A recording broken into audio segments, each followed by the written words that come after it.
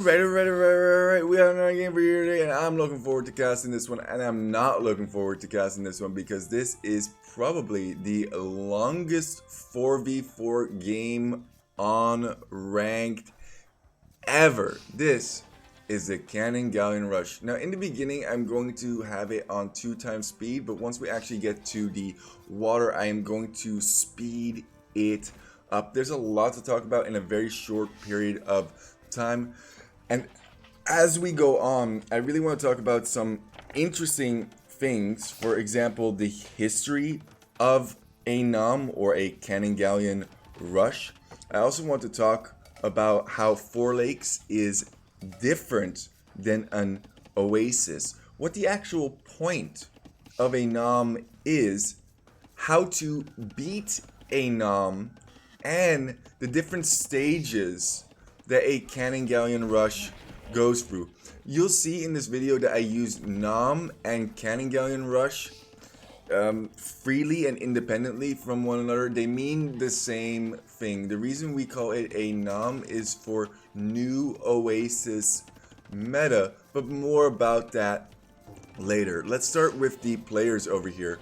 The inventor of the nom in the yellow, hello, is Love the Beeves. He does believes that he can achieves a perfect Cannon Galleon Rush one day. He's always itching to get that high, no deny, and he is playing as the Spanish to get the faster firing Cannon Galleons. In the purple, we have Simas, also playing as the Spanish, also to get the faster firing Cannon Galleons, and he is going to be our sacrificial lamb. Don't worry about it, it's fine.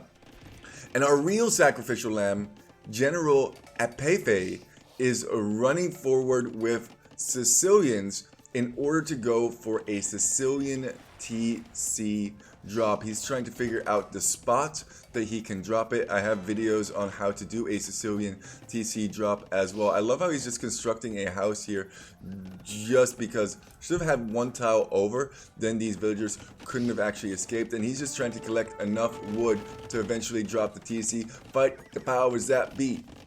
Fight the scouters that be. Back and forth, back and forth. Nope! Psych, mother clucker. I was never going to leave. I was going to drop a TC on D. There he goes. And now he is going to be the distraction, hopefully taking up as many APMs as possible from our opponents. I am in the red. I'm already dead in the head. That is why I'm casting this game even after playing it. Why? Because I feel like this game was worthy of a full cast. It's actually my second attempt to try and cast this game. I tried to cast this part at 8x speed and it just didn't feel right. Tat told me you missed 80% of the game already, and I think that's true. I think at this stage it really is important what is going on. The TC fighting, the sneaking over to the enemy's pond to eventually make fire ships. And I'm like, wait a second, they're not even on this pond yet. That's crazy. They're on the far left pond. I think I eventually try and sneak a villager over to that side as well to try and deny their fish, but no such luck.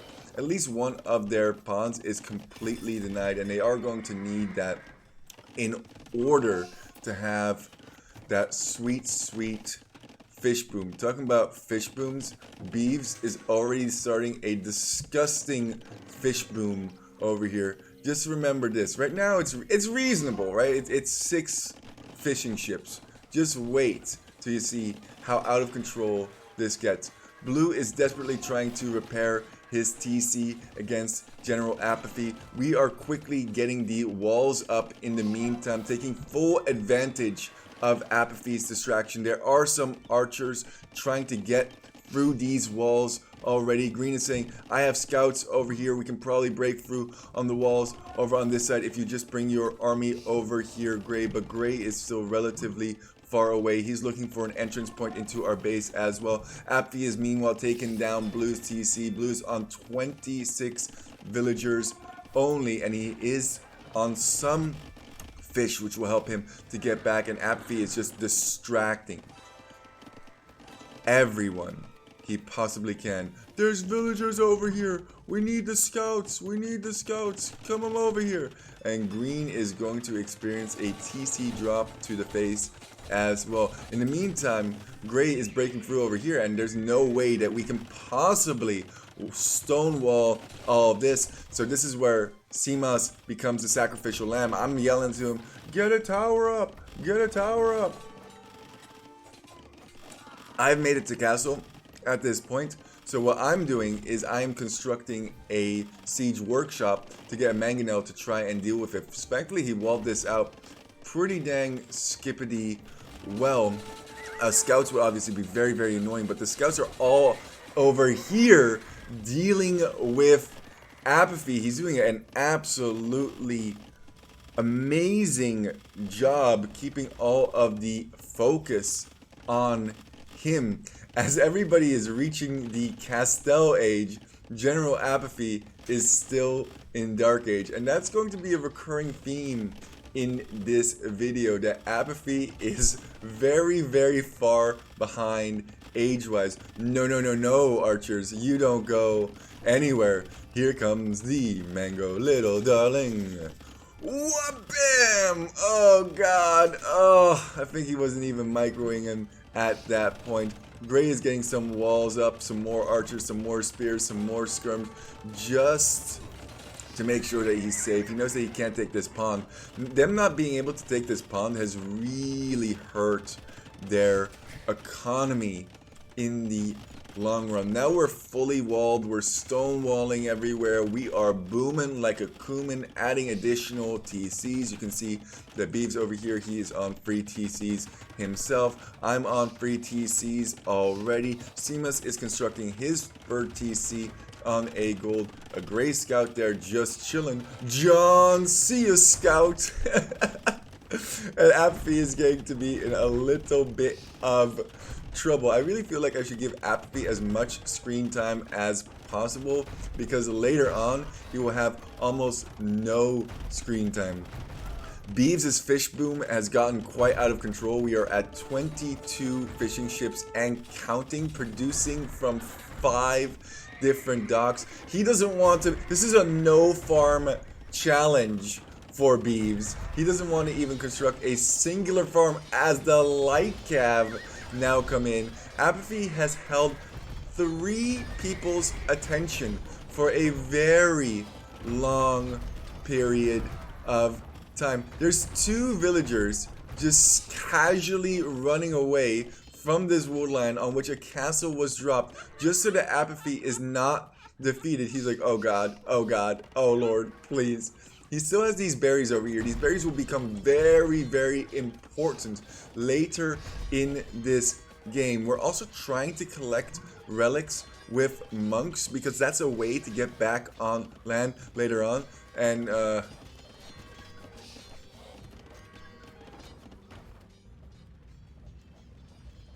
just 1 second.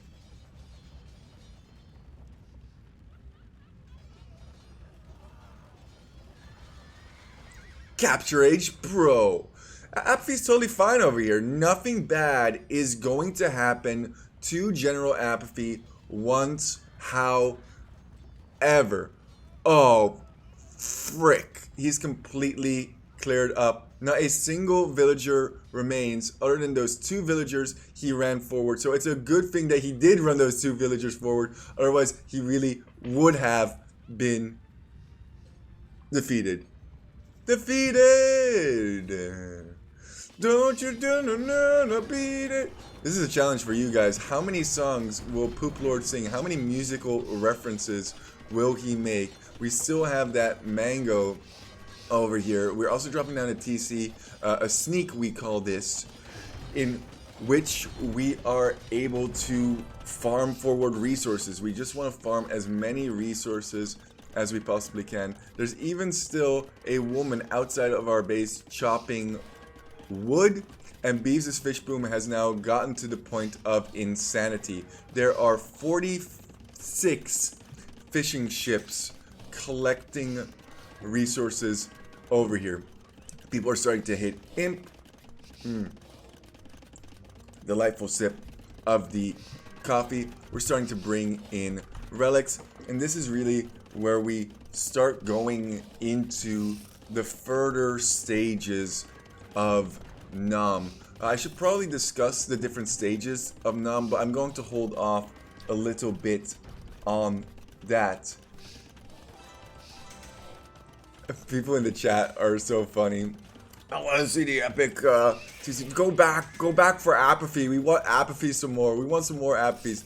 At this point in time, I am going to speed it up. They are starting to break through the different wall segments over here. We're re-walling, obviously, in segments that they are attacking, and then there's just layers upon layers upon layers. Fat Slob would truly be proud as we just try and gather as much res as we possibly can. Now, technically, you do have infinite res, even on a tiny little pond like this, by means of the trade cougars. You can just go back and forth, collecting. What is this? How much gold is in each one? I want to know. What I really want to know is 11 gold. That's pretty spicy, especially since they move very, very quickly as well. And only now are the last players of the blue, teal, green, and gray team reaching Imperial Age. What a game. Buckle up. Because this one has only just... Stream's freaking out! Stop them from freaking out over here! Stream's freaking out. We're casting this one live on Twitch, which is a lot of fun for me because I can hear all of your silly and stupid suggestions telling me I'm doing a terrible job casting, or that I should be talking about this, that, ding dong, ding dong, ding dong, or the other. My brother Gray is now pressuring this side as well. We're under a lot of fire, trebuchet fire. And we're just creating these additional areas, these traditional stone walls, just to make it very, very difficult for opponents to kill all of our eco, so that we have as much time as possible to get as many cannon galleons out. You can actually see that we have not even started producing cannon galleons yet. The reason that we have not is because we are just banking up as many resources as we possibly can. 5k wood, 8k gold. My allies have very, very similar to that, as blue has now finally pushed into the sacrificial lambs Seamas's base. The karambits are going absolutely crazy on some of these walls. You always want to go for stone walls behind rather than house walls. The reason that you want to go for stone walls rather than house walls is because stone walls just have significantly more HP and they last much longer. Need another layer of wall here, but there's so much going on in this game. I would not be surprised if the karambits break through, and sure enough, oh no! Karambits, not the karambits! And now they're going to realize that we have cannon galleon ships on the water, or maybe not quite yet, as my entire eco gets destroyed by Tarkans. Let's restart this and watch apathy. You guys are never going to let me finish this game, are you? Look at this map. Look at the absolute lunacy that is this game already. I should really start hopping into some of the history of Noms, and then I really want to... I will continuously jump back to what's actually going on in this game if they start chatting and stuff like that. We are still over here and we are still collecting fish in this bottom corner, but that's not going to last very long. We're just trying to get the last little bitsies of gold, and we're like, that is not going to work out well for us.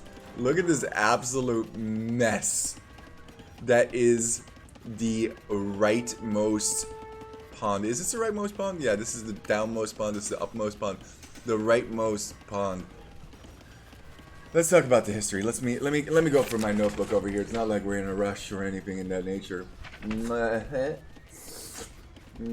have 17 pages of notes on this actual game. I've actually been thinking and dreading and loving to cast this game for quite some time now. We played this about a week ago. That's no music reference there. Oh yeah, oh yeah, oh yeah, look at the cannons! Look at the cannons! Oh, that crowd!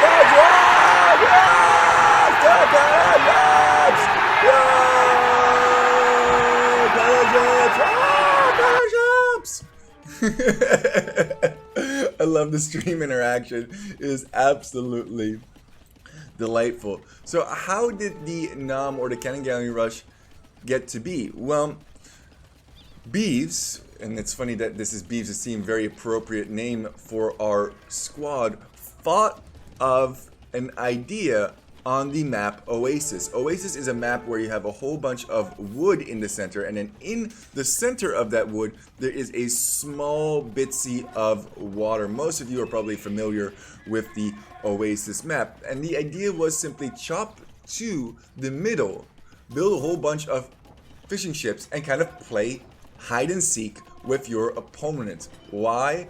Just for the lulz. Coffee. Trebs. It was then Sir Commandant who came in and said, why not construct Viking longboats as well as cannon galleons to keep them off the water as long as possible?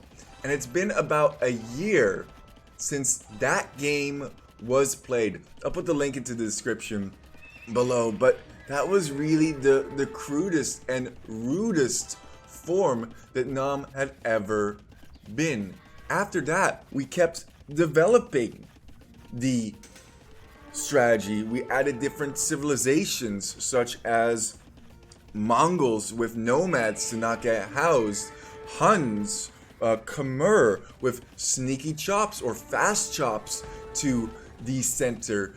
Tatars made a couple of appearances. We even tried some wacky stuff with Aztec monks. But we kind of came to the conclusion that the best Nom civilizations, depending on the style of Nom that you want to do, if you want to hold the outer layer, you could do something like Khmer, and you could have ballista elephants that are then healed by monks and fight underneath your cannon galleon ships basically indefinitely. But if you want to just be on the water, what you can do is you can go for the following combination of civilizations.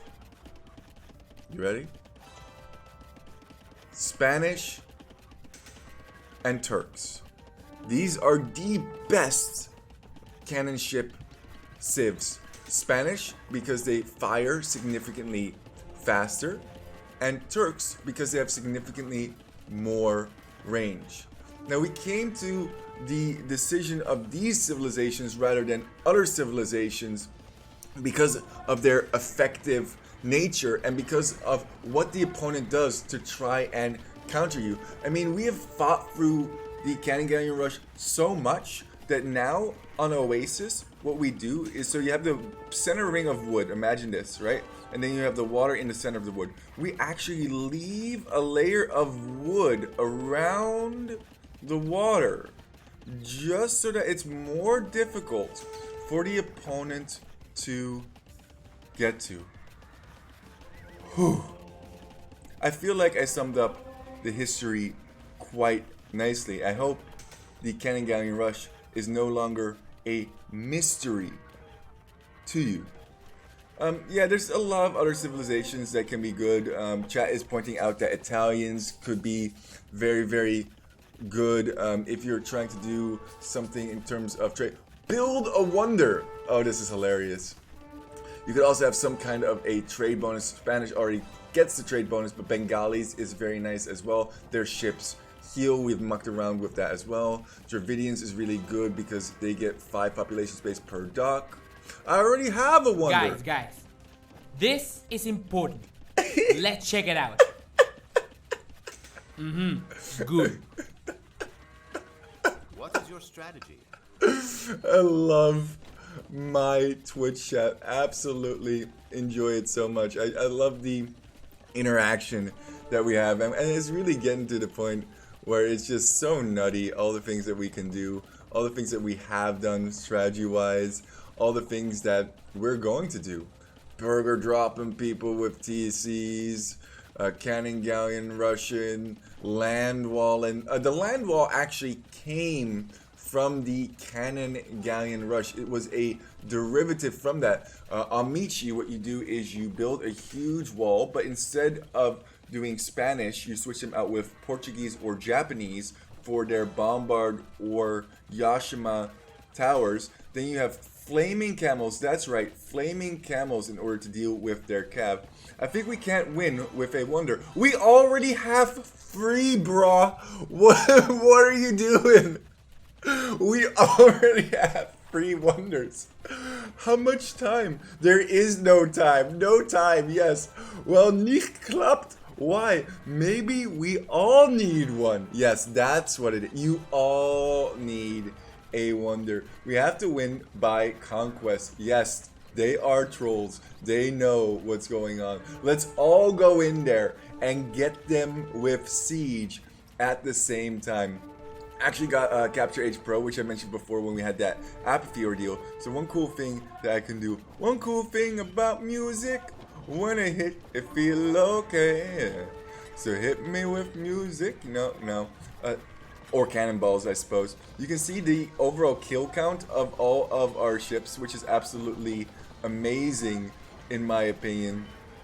Let's take a look at who has the most kills right now. 417 kills on the Turkers. We have almost 200 kills on the Beebs' Spanish ships, and we have about 100 kills on Simas' ship. Destroy their market. This is very, very important. I think I missed something over here, but we still have this lone fisherman. There's just so much going on. I should probably start this one over just so that I can talk about how I had 2 fishing ships for a long duration of time and then one of them died. And that was this fisherman's wife over here. Very, very important. So if you guys don't mind, we're going to just start this one over an hour something in-game time in and just do that over and over and over again. My point is this. I'm not starting this freaking game over again. I actually did start it over earlier today, but we need to get through a long period of time. Now, I think now would be a great period of time to talk about the different stages that a nom goes through. Or maybe I should talk about 4 legs. Now, let's talk about the stages. I want to talk about the different stages of a nom. So, the first stage that a nom goes through is what I like to call breaking news. This is Poop Lord, Channel 4 News. I'm trying to tell you all about the different stages of a nom. It starts off with some slight coughing. Afterwards, you turn purple, red, yellow, and orange, and you're going to have to be dealing with cannonballs flying at your face for a long period of time.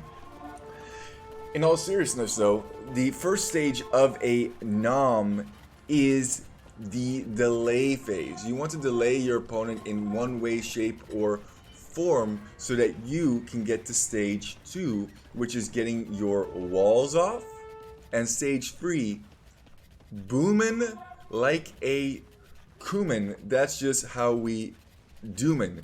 Then you want to get to stage 4, which is getting onto the water, making sure that you have at least one villager on the water in order to be able to retake land later on. After that, are we on stage 5 or stage 6? I can't really, they intertwine so much and sometimes they overlap as well. There's not a perfect stage step, but you get destroyed on land. After this, desperation kicks in for your opponents. That's kind of the stage that we're in right now. they're going to be throwing absolutely everything at us. They're going to be throwing hussar, they're going to be throwing bombard cannons, monks, trebs, scorpions we saw already, maybe even throwing a siege tower in there for good measure. The point is they are desperate. They want us off this water, but you know the famous Chinese proverb, the best time to plant a tree was 20 years ago, and these individuals are just too slow. Bombard towers, also a great suggestion, not in order to deal with cannon galleons. We'll talk a little bit later on about how to deal with cannon galleons and how people try to deal with it after we get done with the stages. GG, I suppose. Effing trolls over here. Build a naval, train warships. Here are the actual cannon towers. Oh my god, there's so many thoughts going on in my mind all at the same time. Get back on land is stage 6. And finally, sorry, stage 7. Retaking land, stage 8. And then stage 9 is enjoy. Now you don't ever want to get to stage 10, because stage 10 is where your wife divorces you for playing too many noms. Beeves is a very sweaty nom player, and he takes his oases very seriously.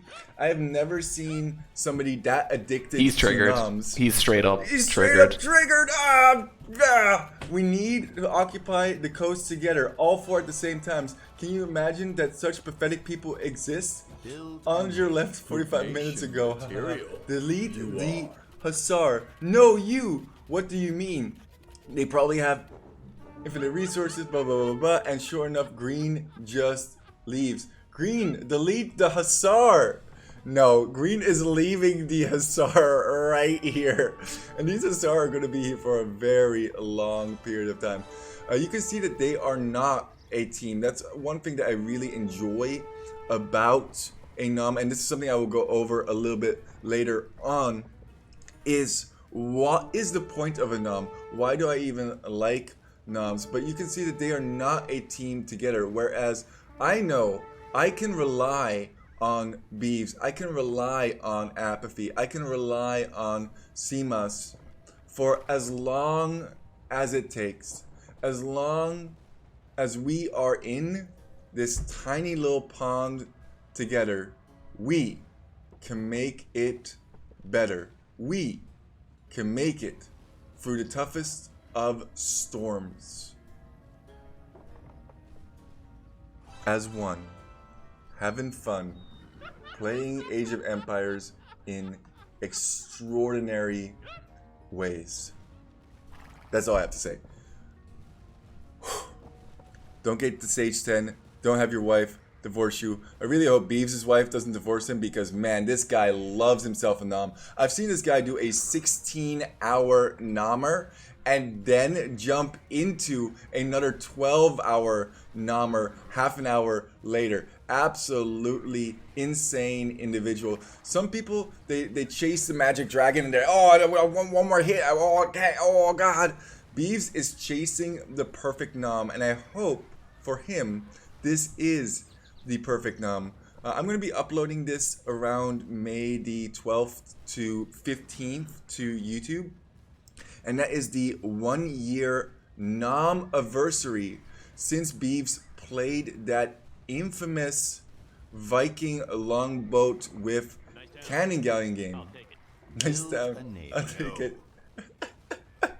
We're just mucking around, we're just trolling around. The key is really not to lose your ships. If you're losing ships here, that is very, very bad. Alright, I think it's about time for a sip of the coffee. That's first. To talk about how do you actually beat something like this? Can you ever beat something like this? Is that even possible? Well, let's talk about what people do and what you can do in order to stop this. So one of the first things that people always do is they go for horses plus archers. You can see here there's a whole bunch of cav archers, and you can see how many hussar green actually made. His allies actually suggested that he deleted all of those hussar and go forward with different units. I think that is the right decision overall. Hussar, yes, they're a nice meat shield, but I think skirmishers are significantly better meat shields. Do that 70 more times. I know, you got 10 hours? More. Once he's not lying. He does have more than 10 hours. Bathroom break. So we have some little pauses going on in between just to mess with them. Enjoying permaban. No, you. For what? For what? Building units the other team can't kill. For trolling in rank. How dare you troll us in rank? The conversation is always so funny. So I'll always jump back to the conversation because I feel like that is most important to discuss. We've been doing this hundreds of times. Everyone says we'll get banned. Sad life. What do you mean? This is how we like to enjoy, blah, blah, blah, to some grass. I play another game. Bye. Blame Hera. Weird virgin. AFK. We always say, Hera always says on water maps or hybrid maps, prioritize water, which is really, really funny. Calling me a virgin hurts my feelings. Report for verbal abuse. Please don't. Could not handle that. You can see that it's kind of turning into the realm of saltiness. I'm going to order a pizza. I start trolling by means of singing some wonderful Rick rolls. I just wanna tell you how. Another music reference for you there. Never gonna give you up, never gonna let you down, never gonna run around or desert you. Let me get a kebab. Player 7 thought you were AFK. I thought you were AFK. No, you. All talk. I'm AFK. This was such a talkative match. It was very fun. It was very interesting. It was very dynamic. There's a lot of things going on. There's karambits running around. We are setting up attack grounds on this specific peninsula.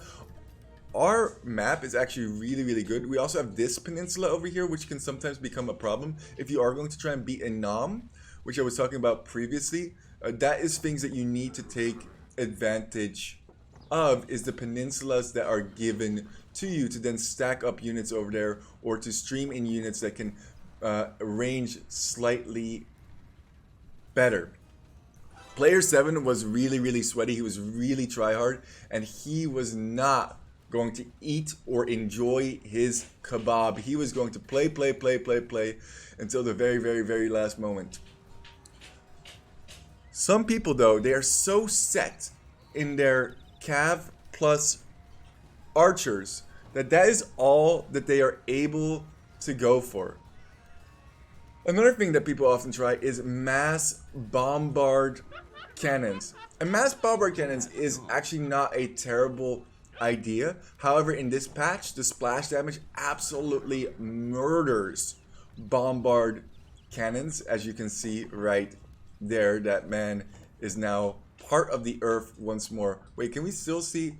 Wow, that is 1 pixel. Isn't that something? 1 pixel of a bombard cannon. As we zoom back into or out of reality, the abnormality is still going. Ooh, we'll talk about the ring later. Okay, I gotta keep moving. I gotta keep going. Mass monk is another thing that people try to deal with this strategy. Going for a massive amount of towers. Now, towers on the shoreline is not a good idea. However, going for a ring and stonewalling us into this area is a good idea. Oh, he just ordered his kebab. That's kind of nice. 20 minutes until my food is here. Well, we have all the time in the world, my friend. You do gotta make sure that they are out of range of the Turkish cannon galleons. We're still dealing with green hussar, which is absolutely hilarious. Let me get your Insta. I can send you a picture of my kebab. That is really nice. That's a nice offer from Gray. At this point, I would love to have some nice food in my belly as well. Instead, I've just woken up, drinking some coffee, and enjoying. I think one of the more successful mass units is actually mass treb. However, you do need a meat shield. People often forget when they go mass treb to put a meat shield in front. And I wouldn't recommend hussar. I would recommend a unit that can fire onto your opponent. What units would I recommend? I would recommend skirmishers, as they do not cost gold, but arb is also totally fine. You're actually going to have a whole bunch of gold due to your trade. Yeah, you could go for faster units like cav archers in front of your trebs. It doesn't really matter all that much. I don't really like cav archers because their range is relatively small. They get a total of 10 range on those bad boys. We're messing around at this point, talking about Discord and how we want to have them on Discord, have some conversations. Every single time we build the docks immediately go down, so there's no chance of us rebooming and getting onto land. Every stage of a nom can also take a different duration of time. Sometimes it takes forever, sometimes it takes almost no time. I've had people see all of the cannon galleons in the pond and just instantly flip the table. Just, you don't even get to enjoy, get back on land, and re-boom. This is also what they can see, right? They don't actually know how many ships are over here until they get spies. Let's see if anybody has spies. No, nobody has spies. So they have no idea what they're actually dealing with, which is actually in some ways motivating them or maybe demotivating them. I'm not quite sure. How would you feel if you only saw this? You'd probably think, oh, there's only like 4 cannon galleons or something in that nature, and then you run in and then, oh god, look at all of those cannon galleons on the shoreline. That is not sublime. Did he actually get the dock? No, he did not get the dock. Maybe get spies. Yes, yes, I want them to know. Don't give them ideas. Yeah, we're just mucking around. We're just having fun. So how do you deal with something like this? Well, one of the ways that you can deal with this is just simply try and outweight the people who are in the pond. I would say if you have a good team and you can coordinate shifts, that is very, very good, because eventually, if we want to win, we're going to have to get back on land. Killing all buildings that are being constructed is another very good thing that you can do. I don't believe you can afford one. No, you. I just like to do the no you thing. And another thing that you can do is increase the wood price. The wood price right now is about 600, because we're going to need wood to construct at the very minimal 2 docks and a market. Wall around the pond with a whole bunch of gates in there, and then just stream in trebuchets with a meat shield. Oh, I lost one to a karambit. Great dishonor on me, great dishonor on my family. I want to check back with the shippers over here and see how many kills. 1,500 kills between all of the shippers. Let's see who is in the lead right now. 700 kills for the red, 400 for the yellow, and 360 for the green. Come again? Where'd you come from? Where'd you go? Where'd you come from? Cotton Eye Joe. I'll be married long time ago. I'll be married long time ago. It is good to be the king. Oh man, we got the raid notification. Let's go. Hype. I'm happy that you guys are enjoying, as the gray player is finally enjoying his kebab. Getting a raid in this is absolutely fantastic. Much appreciated, much obliged. Don't let your memes just Man, you guys are great. Oh, this was the longest 4v4 game I have ever seen. Find me a longer 4v4 game. YouTube actually did not allow me to upload my perspective. I had to break it into parts just in order to upload this game. Now, you might say that we have a huge advantage because it's 4 of us against 3 of them, but they have infinite resources. Look at the amount of res that they have built up and the amount of res that we contain. In addition, apathy is reduced to 10 villages. Oh, that's so weird. The villagers are over here because they have jumped into the transport, but they're actually in these 2 transport ships over yonder. He's not contributing anything. He's actually sleeping. He was in Australia. It was like 3 a.m. in the morning for him. And Simas is in a similar situation as Blue is slowly harvesting the last of the wood.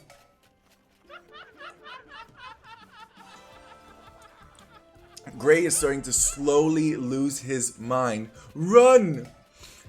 We are just prying and mucking around. Let me look at my notes for this one. Oh, let's talk a little bit about the difference between a Four Lakes nom, Cannon Galleon Rush, and an Oasis nom.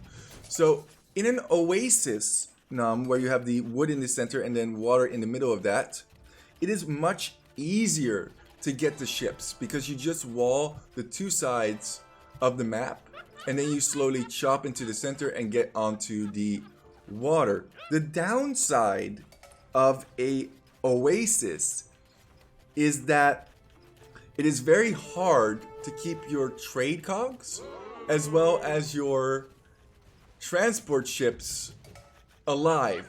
Four Lakes definitely has the advantage there, but in Oasis it's a lot easier to get back on. Oh my god. We're just mucking around so much. It is important that when you play this game, you drive them absolutely crazy. So we're drawing 34 over here, we're drawing 11s over here. We're having the time of our life. What's this one going to be? Another 11? Oh, very nice. This is permabannable. 104. Yes. Don't resign. Yes. Oh, delightful. Absolutely delightful. Yes. It can be quite tricky to break out of a situation like this. There is no way. I believe in you. You can't let us win. We are trolls. Reverse psychology there. Obviously, I want him to give up. I just want to be as annoying as possible. There's a lot going on in the conversations. I'm not going to be able to discuss absolutely anything because you are bad. Haha. No you. I love the no you. The no you remark is so good. Easy W, says Gray. Yeah, I mean, it's always an easy W when you have to spend a literal 3 hours in game to get 5 elo puntos, or however many elo puntos one would get. I think it's normally between like 10 and 20 that you get. Dude, you can stop typing. We are annoying. Betas. Go get a life. Yeah, man, you are totally right. Sick bleeps. Yeah, we are absolutely sickos, but we love this. We like taking Age of Empires to the absolute extreme. No coup with terrorists, no cooperation with terrorists. I'm going to allow you guys to read this on your own time if you want to slow this down, but there's a lot to get through in this particular game. Beep beep. Yeah, absolute clowning over here. Crown me the Clown Lord. If you want to get back on land, it's very important that you bring a couple of things. One, you should bring monks. Monks are very important because they can convert absolutely everything once you get redemption. Redemption is also going to be very affordable for you. Why don't you join my TeamSpeak and we can have some fun? They didn't actually type this to us. I don't think Teal has realized that he had the time. He's not actually typing to us, which is not very good because I would love to join Discord and have a conversation. We didn't actually get into any conversation with them. Yeah, it's a 27-hour nom. We are 3 hours in. I'm just enjoying my coffee so far. We are in right now 43 minutes of this cast, so that's actually really, really good for me. 3 hours and 45 minutes. I'm happy with that. You are a dog, my friend, not a human. People get so salty about the game. I've often heard the comment that I'm holding people hostage. But ultimately, at the end of the day, it is absolutely your decision. Here's another mass bombard push that they are going for. We absolutely outrange them. None of their shots are actually landing. I don't think they have killed even a single ship with that push. Total freaking waste of resources. Hey, we got some resources over here. Try to buy some wood. We don't need to. We are perfectly content chilling in this pond for a long period of time. Was that a rhyme? Yes, it was indeed. We can actually hit some of these gray trebs as well, which is pretty dang skippity swell. Absolutely delightful. They're slowly running out of resources. We can check the market price if we want. We are up to 1,000 gold for 100 wood. That is something that they did very, very well. Although I would say adding a wall around, I know it seems impenetrable. Oh, here we go. 34. Build a navy. Focus on training warships. There is still some wood on the map left. If I zoom out, I can show you the amount of wood that actually remains. We have 26 trees remaining. There is 1.8k left. And there goes Gray. Gray could not handle all of the trolling, and Gray is done. Now it is just 2. How is this game ever going to go for 27 hours? I mean, this is already over. This is already done, right? Not so much. Got him. Well, at least he can enjoy his kebab without any worries. He actually disconnected. I don't think Gray wanted to give up this game. I think he wanted to go AFK, and his internet actually hindered him from getting to what he wanted to do. What are we making now? Oh, lol. Isn't that cool that you can draw there and type to them in a different way? It's a smiley face.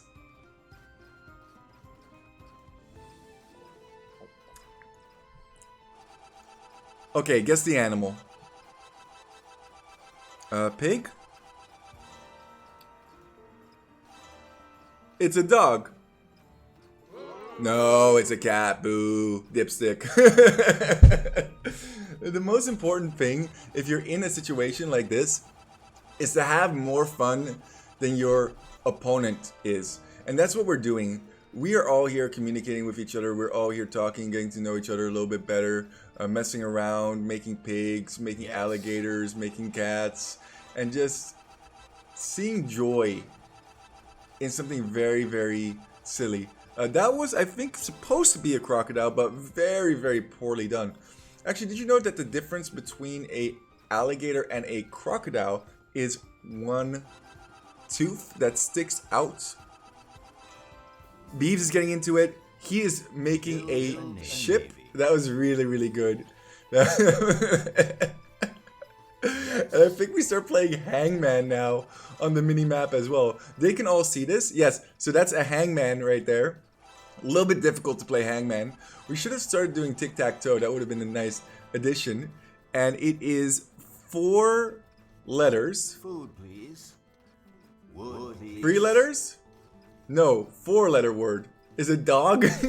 Navy. didn't even have to guess the letters. Yes, it was Navy. He got it so fast. Okay. 2 numbers. 34.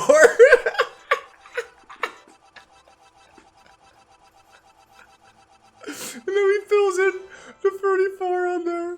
That's absolutely amazing. Good job. Our opponents haven't talked for a long period of time, and if you're not in a Discord call, it becomes disheartening because you don't know if teal, if you're blue, or blue, if you're teal, is offline. What is actually going on? Let's take a look at the amount of resources collected here. 41k gold for poor Gray, and he's going to be collecting indefinitely. How many 140 trading units he has. Oh my god, this man might actually break the 1 million gold barrier over here. He's going to be doing this basically indefinitely for the next God knows how long. I'm going to switch my drinks here. Don't mind if I... Oh yeah. Do. You can see here we are testing whether or not we can get back on land. And there is no way. They were constantly online Teal specifically never ever left. He must have been online for the entire duration of this game, maybe only taking 15 to 20 minute breaks in order to, I don't know, handle what he needed to handle. Ooh, he would run! Another funny thing is that we actually do damage now with the splash damage that Cannon Galleons got in the last patch against their own walls and against their own buildings. So half the time we actually blow up our own stuff, and we're just trying to prompt them into resigning. One of the ways that you prompt them into resigning is by means of having docks up and then trading indefinitely. This drives them crazy because it makes it seem like you are getting closer to your goal, even though the wood price at this point is 1,083. It is quite expensive to get 100 wood, but we have quite a bit of trading ships. Seamus has 28, I have 43, and Bees has 23 himself. Tarkans! Oh, I remember this. This was so funny. Look at us doing damage against our own wall segments. Once these cannonballs actually hit, you can actually see that the walls start to melt as well. Getting more and more kills is never a bad thing when you're playing an indefinitely long game. Wood on Four Lakes is definitely a bigger... I like how chat is helping me out and covering the things that I am missing. Wood on Four Lakes is a much bigger issue than on Oasis. There's a lot less wood to be had. But at the same time, having the trade cogs is a lot... You never want to overspend. And if you want to do a nom successfully, obviously you should follow the different stages, but there's a couple things that you should bring. I tried to discuss this earlier, but then I got sidetracked by one thing or another. I'm going to get sidetracked a lot in this game. One thing you should bring is monks, so that with redemption you can convert things.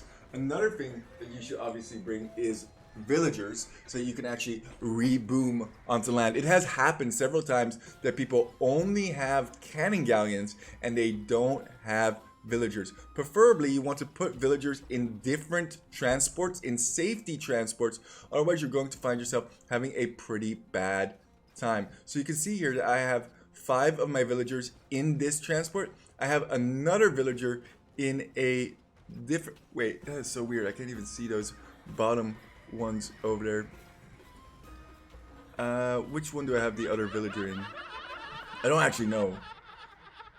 He's laughing because he broke the dock. I mean, at this point, he just needs some... The funniest thing is he's actually only typing that to his ally, which is absolutely hilarious to me. But what you really need, specifically to break something like this with all of the trebs firing continuously, is a bombard cannon. And that is something that we forgot in this game, is bringing a bombard cannon into the transport ship. Sometimes we have had it where we have 100 Spanish paladin in 5 or 6 transport ships, and that's really fun because you can just run out and kill all of those trebs. But it totally depends what you want to turn your nom into. And I think this is a great segue into one of my next points, which is, what is the point of a nom? What attracts you to play a 20+ hour game, Poop Lord? How could you be so dumb?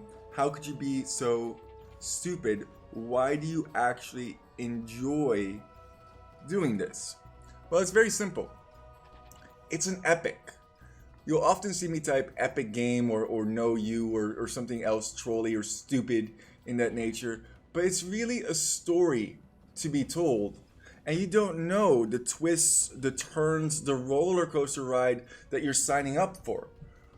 Seamus and Apathy, as well as Beeves and I, were trying to do a Michi, a quick land wall strategy, which takes about an hour, 2 hours before all of the wood is gone, and found ourselves in one of the most epic noms of all times. It is 3 or 4 a.m. for the Aussie boys at this point, and kudos to Simos for sticking around as long as he did. But we weren't expecting to get thrown into this roller coaster of a ride, but we took it with stride. We weren't going to give up. We were going to endure everything that the opponent was going to throw at us, and we were going to have fun doing it.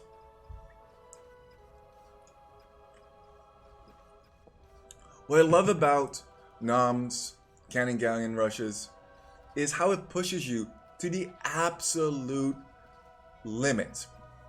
What are you willing to commit? Do you have the time to outlast your opponent? Will you be able to get back on land? Is your team and your team chemistry strong enough to survive a 20-something hour game or a 15-something hour game? Will you be able to make it through? It's a real test. And for all the frustration that comes along with it, it creates trust. I now know. Build a navy. I love how he's going for docks. I mean, I knew this before because I've played with these individuals prior to this, but I now know that Apathy, Love the Beeves, Simas, they have my back. They're somebody I can rely on. Through thick, through thin, they're going to be there for me. Whether or not we make mistakes, whether or not we throw a cannon galleon here or there, I can trust them to do their best, and they know that I'm going to give my best. I'm not going to let them hang. I'm going to fight for everything that I'm worth. And that's what I really love about Noms.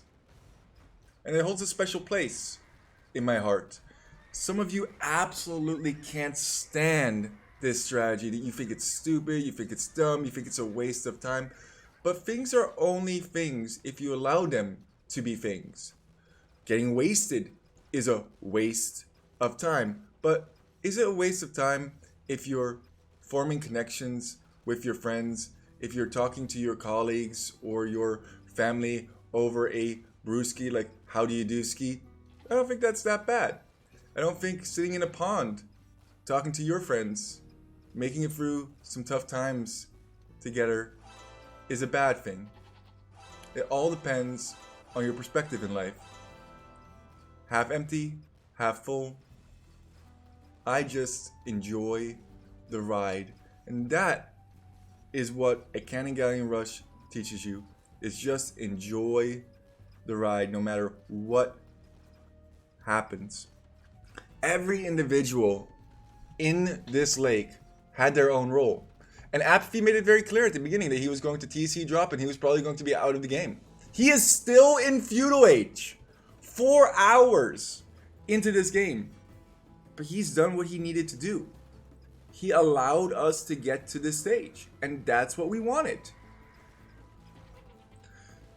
Quickly getting some wood to Beeves, as Beeves did not have enough wood. It is very key at this point, the amount of wood that everybody has in the bank. Why did Simas send all of his wood away? Because Simas is going to go AFK. It is now 4 to 5 a.m.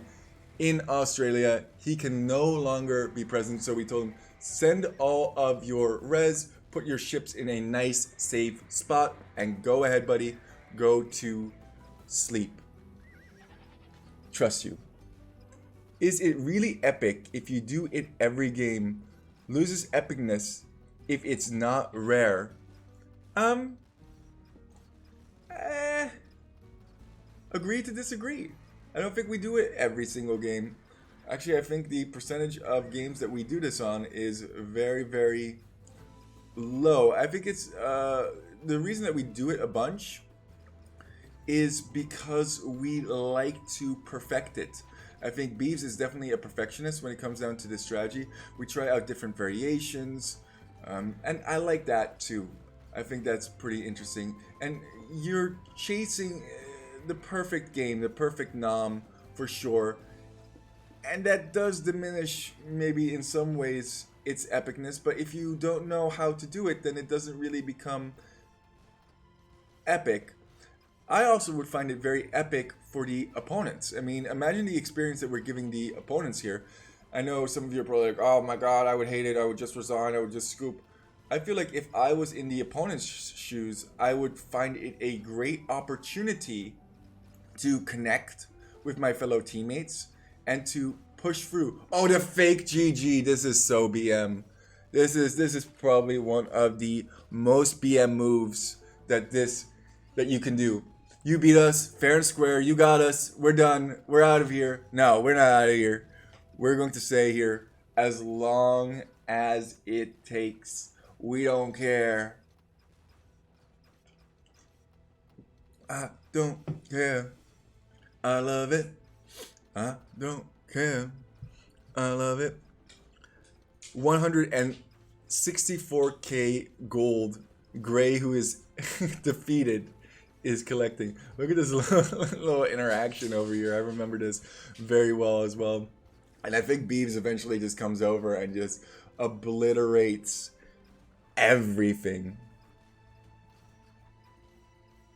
Yeah, oh man, this is exactly what I'm talking about. Somebody in the chat says, I remember a year ago when I got nommed, and I actually remember playing against this individual, and they handled it very, very well. They were able to defeat us with 3 hours of coordinated teamwork, and they pushed as hard as they can continuously.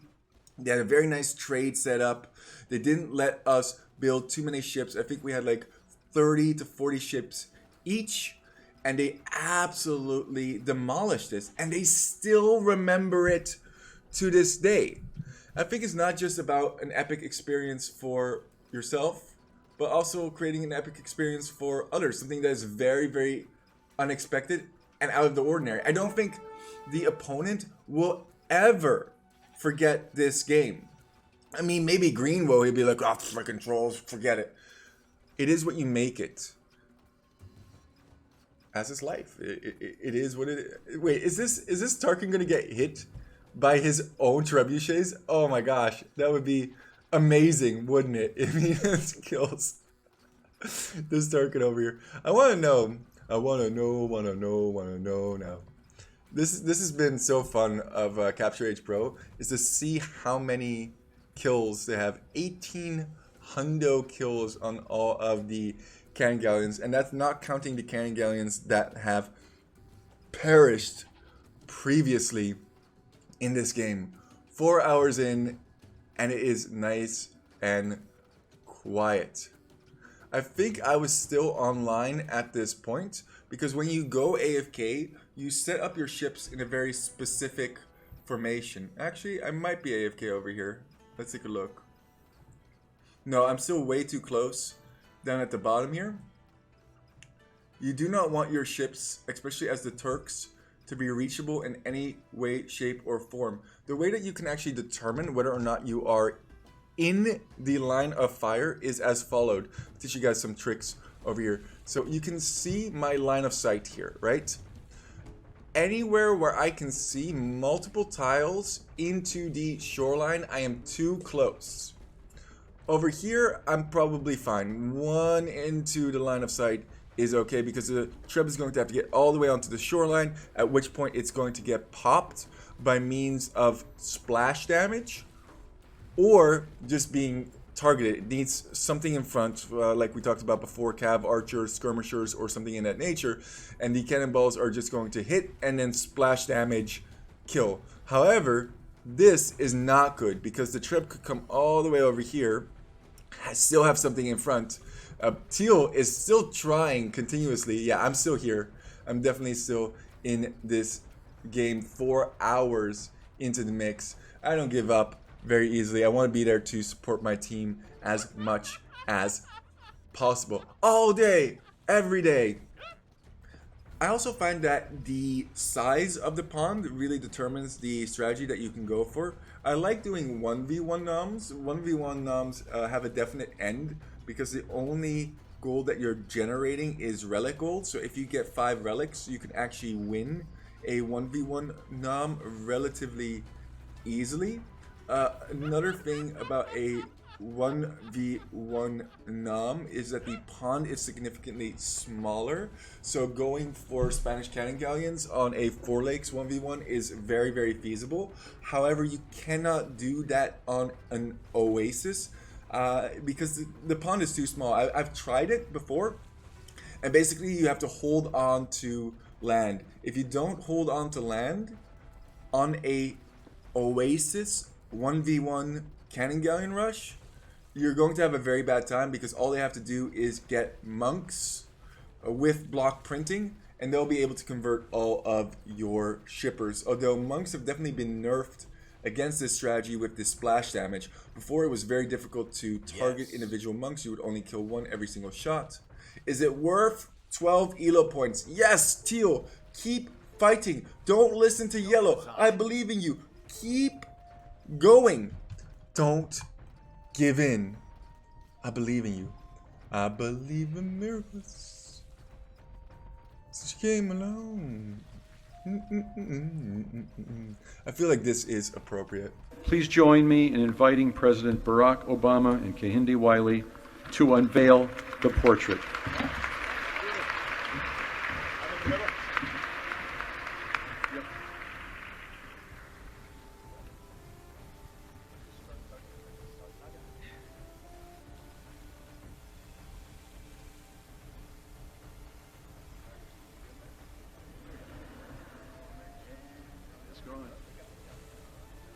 Wow.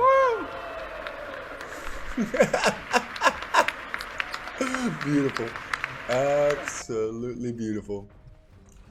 What a portrait this is.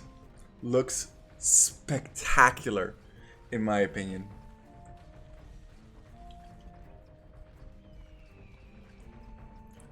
I think at this point, I have gone AFK. Let's take a look. Not so sure. I don't know. Who am I? What to do? 5 hours into the game. Like do. I'm gonna grab a sandwich, because sandwiches are good. And I'm going to go for a bathroom break. This is a long haul, not a quick game. 5 hours in and counting.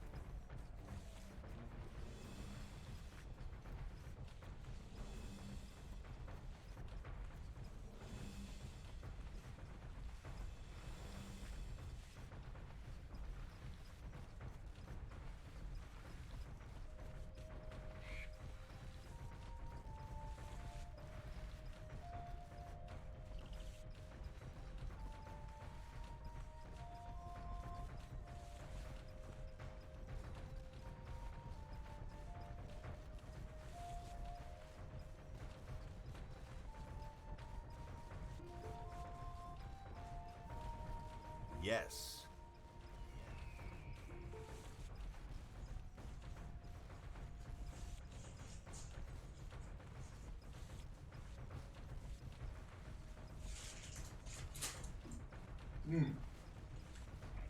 What did I miss?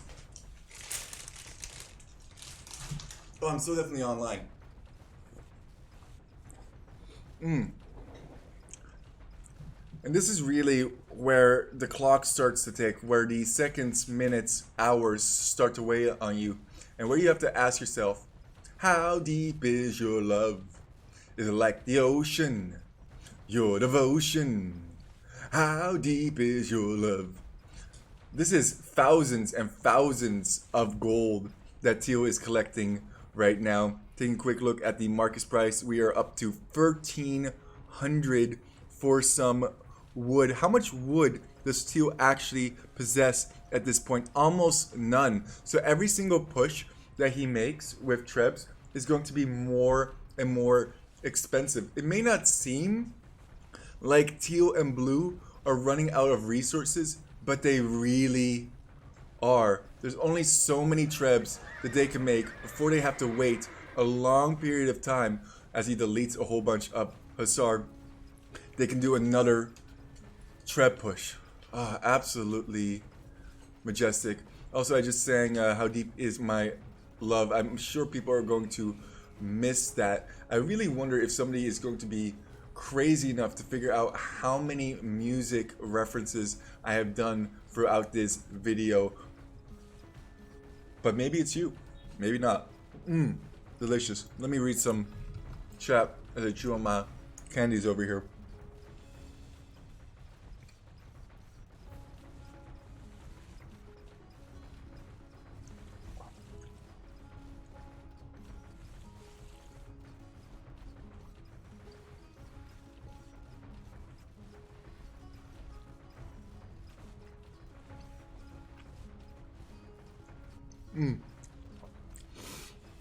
Ballista elephants would not work, chat, and the reason is the range. It's very simple. The range just doesn't work out. Ooh, one thing that you might want to pick up is faith, so that your cannon galleons don't get converted that easily. You don't want them to get wallowed, because if they do get wallowed, you're going to find yourself in a bit of trouble. The game can't run faster than 3.6 times speed because there's so much going on. I will say, I love Dutch candies. The Dutch make some of the best candies. I am from the Netherlands myself, and some of these are absolutely amazing. I'm eating some wine gums now.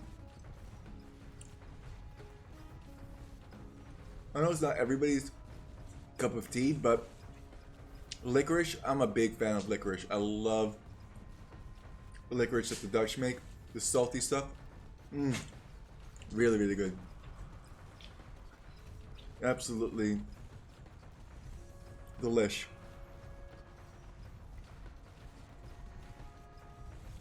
Maybe because I'm just a salty individual. That makes sense. Look at the number of projectiles that are up in the air at any given time. There's all of these Trebs firing continuously.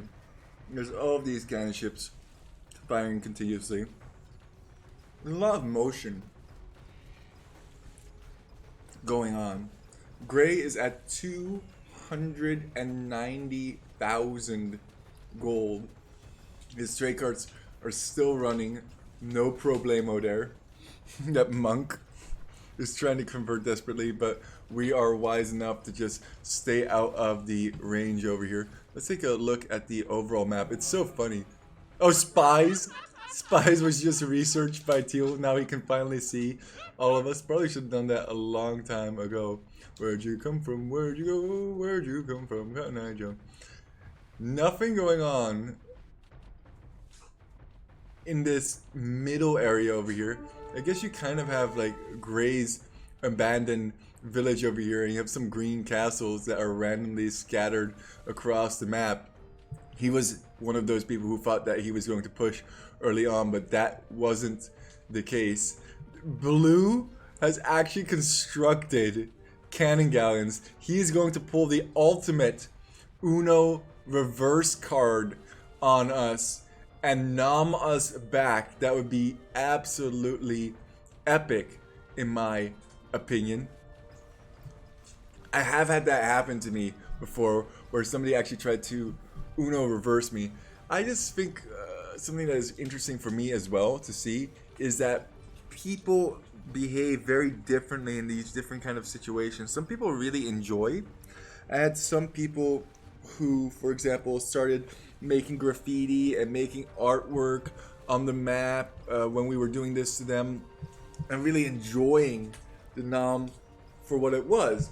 And then I had others who were very angry and upset, and they're always just focusing right here on the front. And I feel like these guys are the second type of individual, constantly focusing on the front, constantly trying to just desperately snipe one ship. And yeah, that might eventually win you the game, but at that point, did you really even enjoy the game for what it was? Did you get the epic experience like one of our chat members got 1 year ago when he beat us? I don't know. It's all about what you want out of this game, what you want out of life. We're giving some life lessons today, that's for sure. Blue was so freaking salty about the TC drop at the start. That's why he's still playing, says somebody in the chat. I don't disagree. Aztec monks would also be interesting. Oh, this is a great opportunity to go over the different civilizations and what kind of tools they have to deal with this. I think Britons is one of the trickier ones to deal with because they have the Warwolf trebuchets. Tatars is a tricky one to deal with as well because they have the longer range trebuchets, longest ranged unit in the game. You definitely want civilizations that have siege engineers so that you get +1 on your trebs. However, Teal, who is being a really sweaty tryhard over here, actually does not get siege engineers. He also doesn't get bombard cannons as the Huns, so that is no funds for him. Let me look. Malay. I have to actually pull up the tech tree for Malay because I'm not super duper familiar with Malay. Have a nice day. Pulling up the tech tree. Malay, Byzantines, Magyars, Malay. And they do get bombard cannon, although bombard cannon is not super duper important.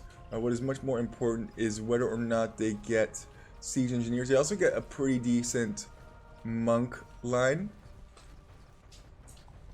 Where is the university? There's the university. They also get siege engineers. So Malay, totally fine to deal with this. Cumans as well, very, very bad to deal with it. Huns, probably the worst with Cumans. Anything that's missing siege engineers is going to have a harder time dealing with the cannon galleons.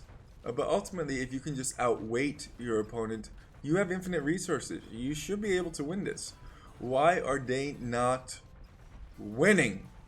I don't understand. It's like an infinite stalemate over here. I think actually I have gone AFK at this point. I don't see any movement in my stuff. I also have repositioned my ships ever so slightly. I don't know if you guys noticed that, but we kind of have them set up in a hook position. Can I get all of these? I want to see all the range. Oh, I can't actually see all the range. So look how the range is almost perfect. We can just touch the shoreline in any given spot. We're a little bit too close over here, and we're a little bit too close over on the front here. But other than that, we should be good. Actually, we're way too close on the front over yonder. We need to move these back just ever so slightly. Otherwise, it could be quite frightening if he goes for an all-out attack. How do Hoofniesters do? Hoofniesters do great if they can land shots against the cannon galleons because they get the splash damage as well.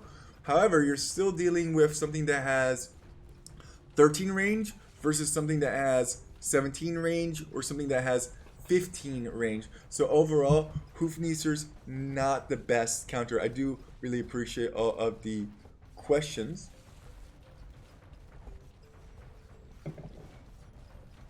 Why did you want to try Malay as the fourth in a num? To stop it or to play as it? Because of the Malay fish boom, the fish bonus? The problem is they don't have a really great dock. You really want to have cannon galleons, and the top cannon galleons are probably in different ways. Number one, Spanish and Turks. That's why we have both of them in this setup. And then number 3, I guess, because they're both number 1. Number 3 would be Portuguese. And the reason Portuguese are so good is that their cannon galleons also get ballistics, but they're not the faster firing ships like Spanish have. Another upside of having Portuguese in the mix, if you did have a situation like this occur, and you could re-boom onto land just ever so slightly with a couple of houses and get a Vittoria down, you would then no longer have issue of resources you would be able to get back, although you do still need the space in order to do so. Teal is definitely building up a whole bunch of Treberonis over here. That's not enough Trebs. Oh, yes, he also has Trebs over here still as well. Isn't that cool that Capture Age can show you all of the Trebs that he has? It looks like they're setting up for AFK, but I can tell you this much. Teal is not going to go AFK anytime soon. This man is an absolute monster. Beeves is now slowly starting to put all of his ships behind. I think this is the point where I go AFK. It's like 5 or 6 hours in at this point, and then we constantly were discussing how should I set them up, because if you are going to leave, you want to leave it in a good spot. You don't want to have something negative occur while you're away.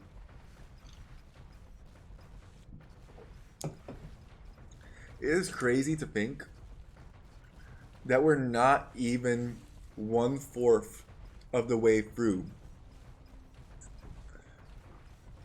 We have Beeves still in the chat enjoying what is being said. I think it's very nice to have the chat, and it gives me an opportunity to engage with the chat and the different ideas and really just talk about all of the craziness that a cannon galleon rush is. I've already gone through some of my notes. I'm just looking through some things that I'm holding on for later that we can debate her and I can restate her. But I want this to be a comprehensive video of a cannon galleon rush as well. What you can do to counter it, what you can do to... And the best counter is really just the early rush. Super duper early aggression. Don't let them get onto the water.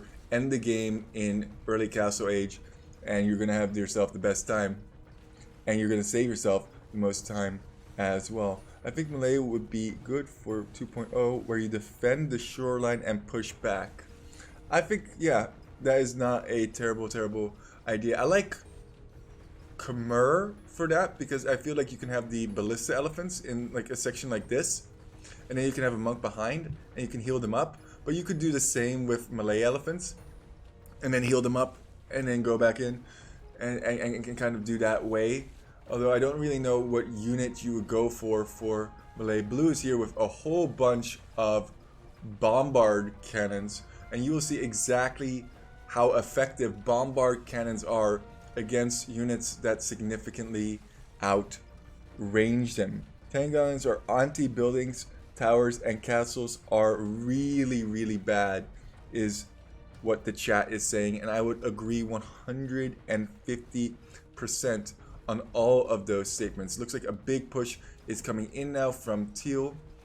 He needs to coordinate this better with Blue, as these are already being popped. We are still here. Look at us. Move around, pop.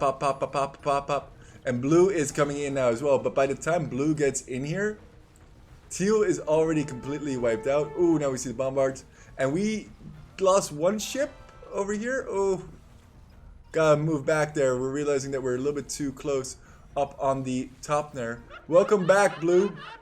Teal is just laughing at himself. Teal was going absolutely mad. I never went away. I was always here. The conversation that they've had with each other and the conversation that they've had with us has been very entertaining as well. I think we need 4 wonders in order to start the wonder timer. That was a discussion that they had very early on. The Treb Carnage. Dude, we have endless resources.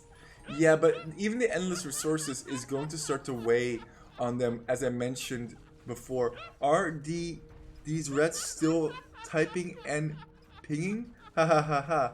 He is not typing anything to us, which is the best. We did not read. Oh, he does have it to all. He does have it to all. He does have us clicked on as well. Okay. I thought he was only typing it to his team there. I remember interacting with Teal. That's interesting. So he doesn't have to hit the star then. Now he's typing 11 and going crazy himself. It's absolutely watching people spiral into madness because they don't know what to do. We have infinite resources. We should be winning. And once again, we come in with the musical lyrics. Just wanna tell you how I'm feeling. I wanna make you understand. I should probably sing a different song just so that we have another musical reference that we can refer to later on in this video. Retreat now. I want to make it to Electric Boogaloo. Ah, man, that was so bad. I forgot. That's such a good song. Electric Boogaloo. I'm gonna have to look up that song and how to sing that one. But there ain't no rest for the wicked. Money it don't grow on trees. He's got Teals to pay. He's got Tarkins to feed. Ain't nothing in this world for free. Just look at all these little like explosions on the bank. It's so cool. 420. Blaze it. Gold in the bank now for gray. Those are very expensive bombards. You want to see the actual wood price over here? We're up to 1,500 in wood. And it's not like there's a whole bunch of wood. I'm walking here! Wood on the map still remaining. There's just this tiny little patch of 19 trees, which honestly I would start to gather if I were blue or teal. Blue also has not been online very much, I can tell you that, as he has not really done any pushing, just kind of sat there, runs in some bombards, nothing's happening with those bombards, runs out.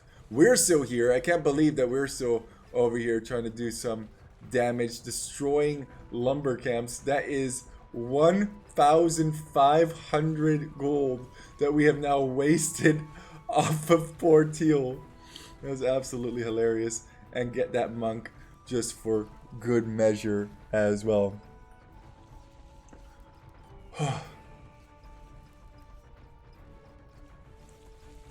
We're playing this at expedited speed. But imagine how these individuals are feeling on regular speed, not knowing the outcome of this game yet. Not trying to give up even an inch. As we still have Green Hussar coming in. Green has been dead for hours at this point. It doesn't even matter. I wonder what this top one here, military value, total resources spent on creating the current standing military for an individual player or team. Wow, okay, that's cool. It gives me some time to figure out more about capture age as well. So it's 60k for the opponent's team, but we still have 53k standing here. That's absolutely glorious. The idle economy counter. Don't let your memes. Thank you for the just follow. be dreams. Much appreciated. Keep on walking. 6 hours into this glorious, glorious cast. And counting. Let's go!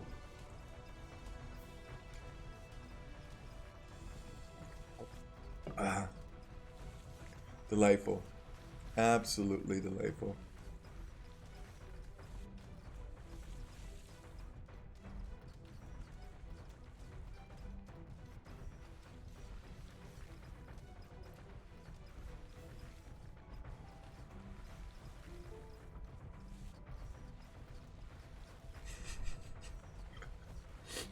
Imagine getting trolled for 6 hours in game, but you decide to continue to get trolled longer. A lot of people have said that we are holding people hostage, but the craziest part is people decide to do this to themselves. They can leave at any time that they want. Anytime. This game could be over in 5 seconds from now if Blue and Teal just resign, or if all 4 of us resign, if General Apathy, Simas, Beeves, and I resign. Nobody is being forced to play something that they don't want to play. Now, you might not want to give the opponent the win, but that's your choice. How much do you value your time at? How much do you value 12 elo puntos for?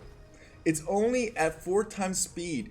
Yes, Capture H cannot handle speeding it up even faster.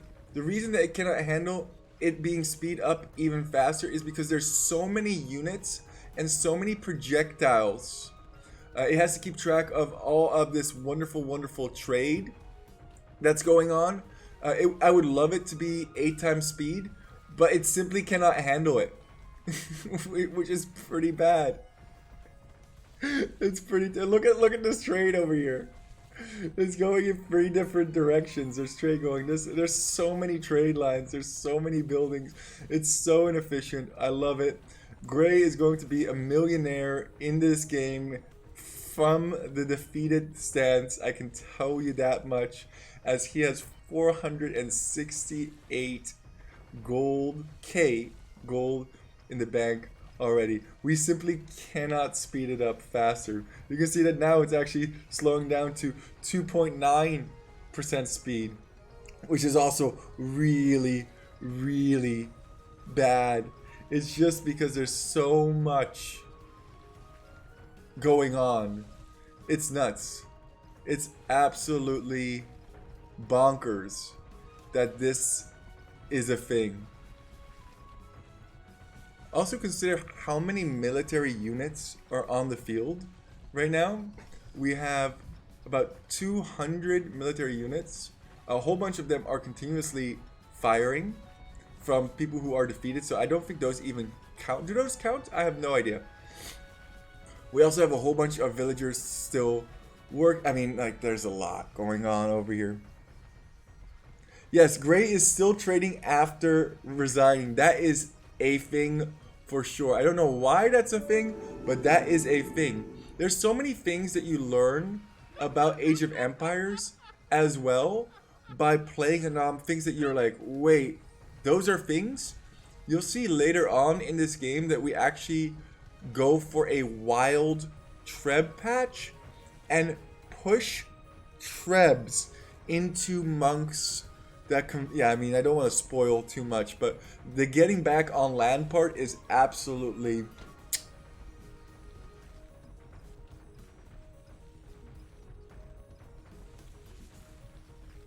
Oh, I didn't realize the Capture Edge actually said that. I was sitting here with a stopwatch. We have people with stopwatches measuring how fast the time is elapsing. That is amazing. Yeah, Capture Edge actually displays how fast you are going through. It's about 4 times speed, 3.5 times speed. It simply cannot handle all the stuff that is going on at this point, which is absolutely ludicrous, to say the least, that this is even a thing.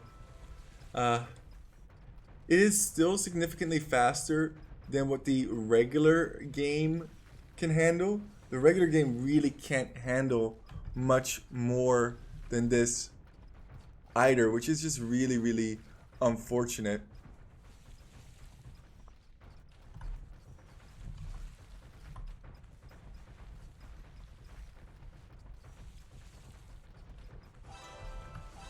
We're still pinging all over the place, because why wouldn't we be pinging all over the place? That is what you do after all.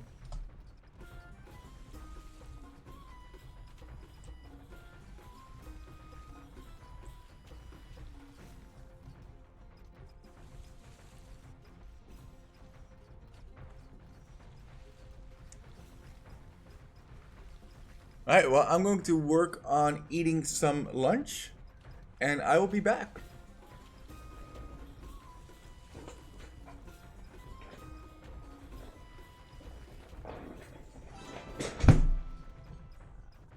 This is literally what the Twitch stream saw for a very long period of time. I am now getting into position to go AFK. So you can see all of my shippers here. And what we want is this line to be exactly on the shoreline everywhere and not to go too far over. So we're just working out by means of our vision over here where to position them. C must actually place some of these a little bit too close. It's fine, don't worry about it. And we're going AFK in-game, and we're going AFK casting this. I feel like that's the only way to do this. Delightful, absolutely delightful.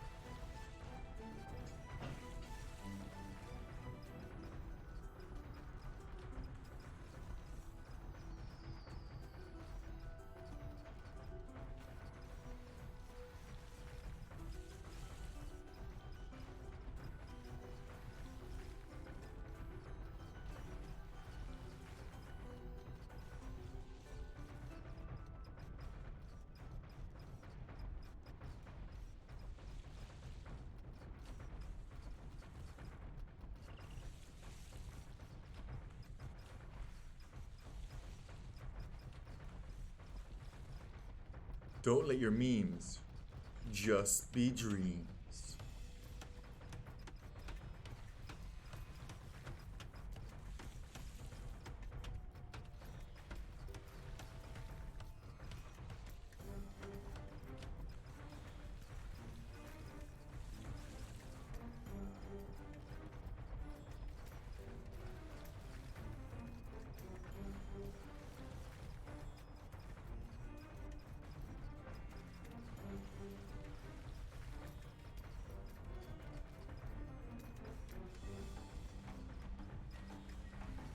Food, please. Food, please.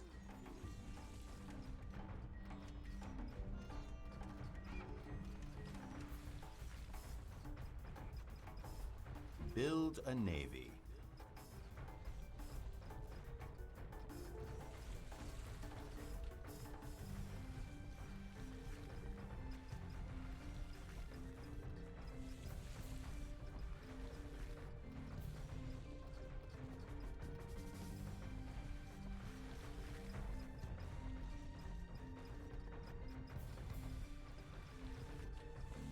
Stop building a navy.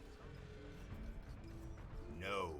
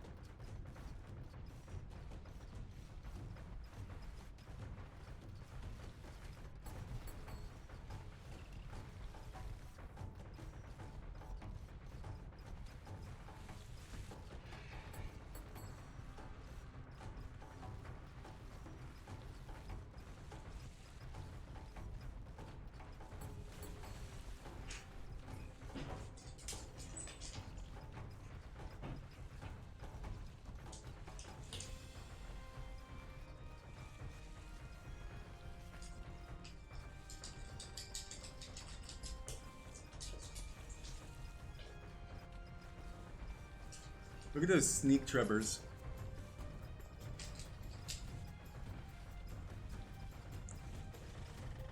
Teal doesn't have bombard cannons.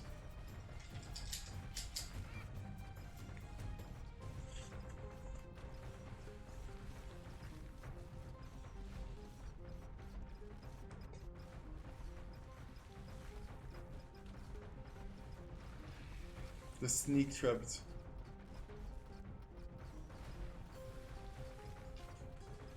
He's getting some good value there.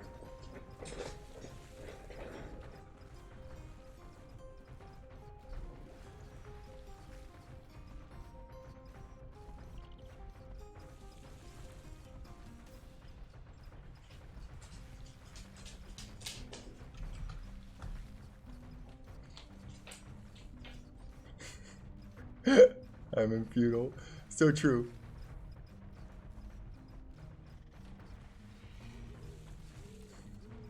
The comeback in the next 10 hours. Yep, that's true. Do come back on land eventually.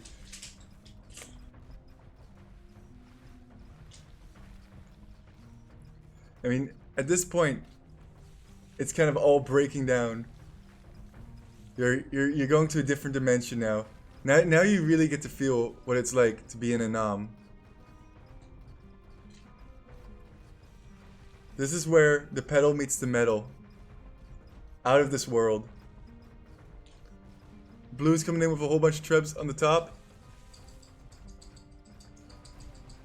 Oh, he's getting some shots.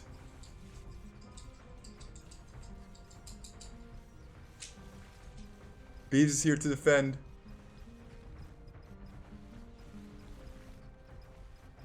We'll take a look at the wood price in just a second too.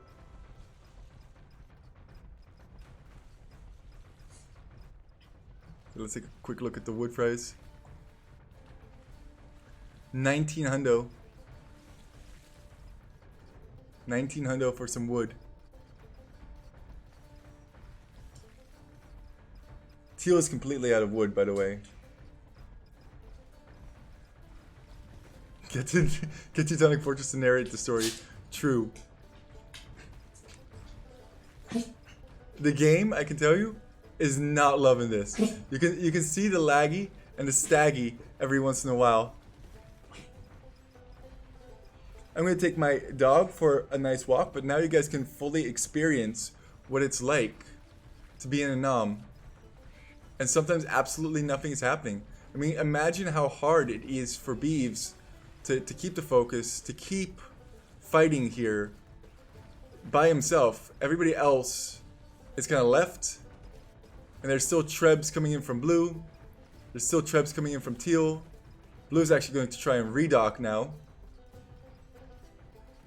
And the game is hating this. This game, like, it has to keep track of all of the statistics as well. And there's a huge push from blue. Look at that. The amount of frames it takes for blue to, you know, get stuff up. Oh, Seamus is losing ships over there. Oh, the absolute nuttiness. The absolute disaster over here. I have a pretty good PC, but my PC is not loving this in any way, shape, or form. Still trying to construct docks, but those docks are going to be thankfully handled by the cannon galleons. Jeez Louise, this is a pretty big push. How is Beeves even able to handle all of this? I do not know, but he is trying. He is flippin' trying. Ships are going down. The wood price is getting super duper insane. I'm sure of it, as they are constantly buying wood. Those bombards, oof, super duper expensive over there. Every single one of those that gets popped is over 2,000 gold. Actually, it's like 4,000 gold for each. Oh my god, that was so painful for blue right there. That's going to take a long period of time to rebuild. 85 trade cards only from blue. Teal has 120 trade cards. Finally tried to win the game. Ha ha ha. Only took 8 hours. 8 hours in, and we're still counting. You mad? I'm not mad. I'm just enjoying. This is a wonderful sight to behold. I'm the one trolling. I'm the one enjoying. If you still believe that, ha ha ha. You guys don't know it yet, but will soon be in the hall of, I don't know what that hall is, ha ha ha. Shame, ha ha ha ha. Second longest to ever clear this up. You legit still think you're the one trolling, ha ha ha. And Teal is probably the player who has carried most about this. He has carried quite a lot. I don't think Teal has left even for a second. Yeah, the entire thing is to see how long we can get people to play. You waste your own time with it. I'm working now. I'm getting paid for this. I'm sure you do. You're the one spending a weekend day doing this. The joy of working from home, brother. We will be doing other stuff, ha ha ha. When we got the next big chunk of gold, we attack, then AFK, ha ha ha. Weirdo, ha ha ha. I know exactly what's going on. We do this hundreds of times.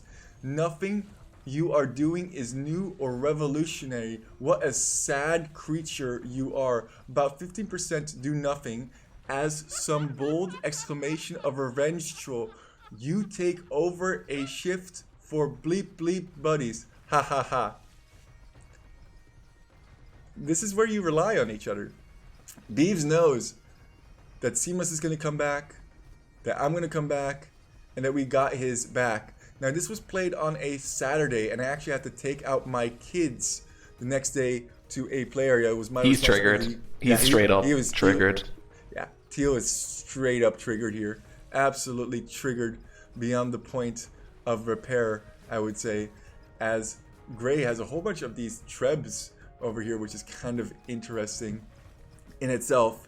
I am going to go for a quick dog walk as, oh my god, but the conversation is so good. It's so interesting. But yeah, good job trolling us back.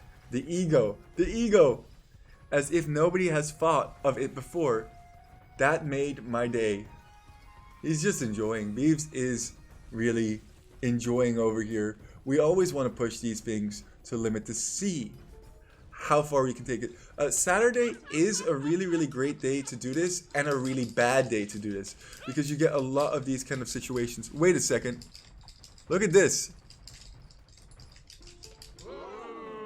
This is just to indicate how much the game has broken over here. We have so many of these weird cannonballs up into, like, trebuchet balls up into the game. I hope my game can handle recasting this. Look at this. This is how much the game is loving this right now. Not very much. I'm just going to let my PC run. Oh, the working minion's still typing. Ha ha ha. Keep going.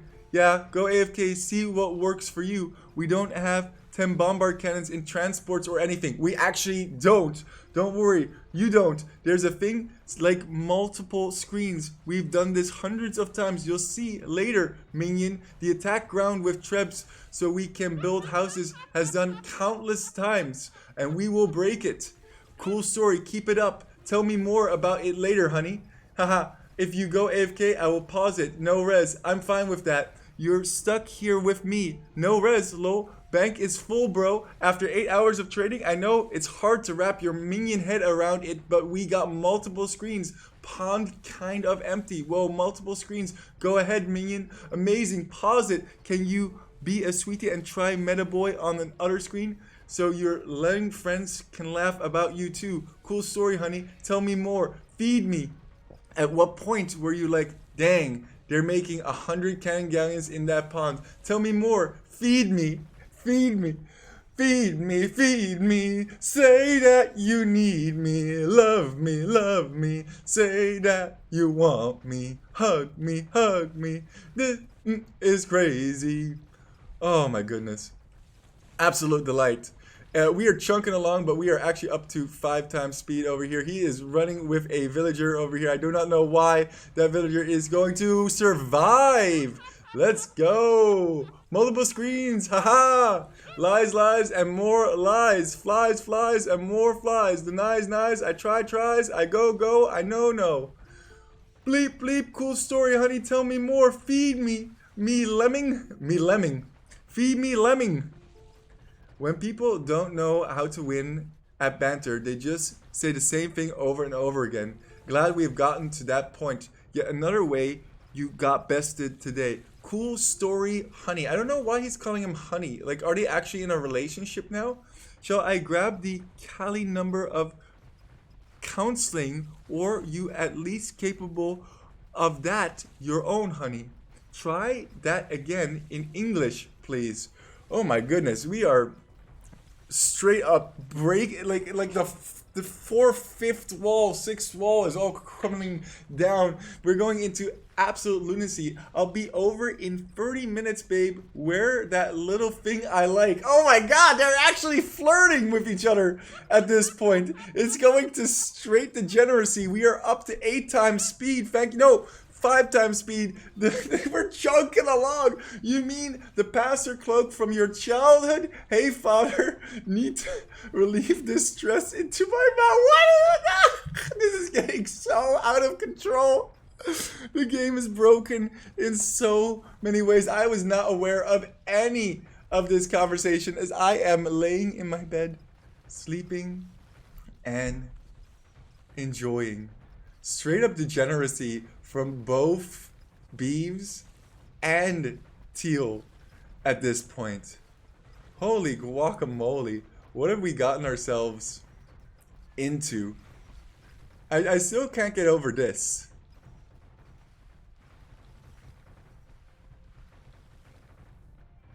There's been so many trebuchet shots in this specific area. Somebody give me an exact count how many this trebuchet has fired in this game. They're still playing this cat and mouse with Tarkins. Not that Tarkins are super duper useful at this point anymore. I also gotta wonder, what is the food price up to at this point? Like, is food actually still relatively affordable? Yeah, food is still relatively affordable. It's 149, but wood is super duper expensive, which makes me wonder, farms, they should actually be stopped, and you should only be going for trade units at this point and then just buying food. Oh, he's still here getting fish. Blue has actually added fish to the mix. That's a very, very expensive fishing ship if you consider that 75 wood is over 1,000 gold at this point. It's like 2k for 100. So with 2k, you can almost afford 2 fishing ships. That's great. That's absolutely wonderful. Still going with the sneak trebs to try and end this. This is a strategy that is actually not too terrible. I think going for sneak trebs is a way to eventually whittle down your opponent, but it takes a long period of time, a lot of dedication, and you need to do it when the opponent isn't watching. You also have to consider that it is 2k. No, it is 4k because Treb is 200 wood to replace one of those. So it's also a costly endeavor for Teal. Teal is caring a lot about this. Blue is just kind of like, whatever, it's fine. Gray is still banking up gold this entire time, having 861k in the bank. Multiple screens, what he's referring to is there are multiple screens that are open. So for example, right now I have Age of Empires open on my main screen, and I have a secondary screen so that I can see Twitch, record, manage my internet. Potentially, if I wanted to, I could edit some videos while this is going on. There's a whole bunch of things that I could be doing on my second monitor while leaving my main monitor running, which is very, very favorable. And I would highly recommend that people get 2 monitors to play Age of Empires, especially if they want to do something like this. One thing that I've done in the past is I have played chess while this is going on, or I'll be on my phone and I'll play a different game, reply to messages. All this good stuff can be done while the game is still running. Some people have told me that I should get multiple computers so that when we're at this stage, I can simply hop over to another computer and start playing another nom and then have multiple noms running at the same time. Although that for me is a little bit much. I am happy and sad at the same time. We are up to a higher percentage of fast forwarding, but at the same time I'm also a little bit sad that certain elements of this game have not been going so great. There are actual sprites that are stuck in positions that they're not supposed to be. Oh, don't forget the fortune cookies. Yeah. So you start reading fortune cookies to people. I like to use amazing Chinese proverbs and stuff like that. The best time to grow a tree is 20 years ago. Don't be afraid of going slow is another great one for this specific situation. You can throw in some English proverbs as well and then just change them. Better one cannon ship destroyed than 10 in the pond, for example, or something stupid in that nature. This bottom pond? Completely on top. No! Oh, we're gonna have to start this one over. Remember the fisherman that was over here? My red fisherman, my lone fisherman that got destroyed? Somebody tell me at what point that red dot disappeared.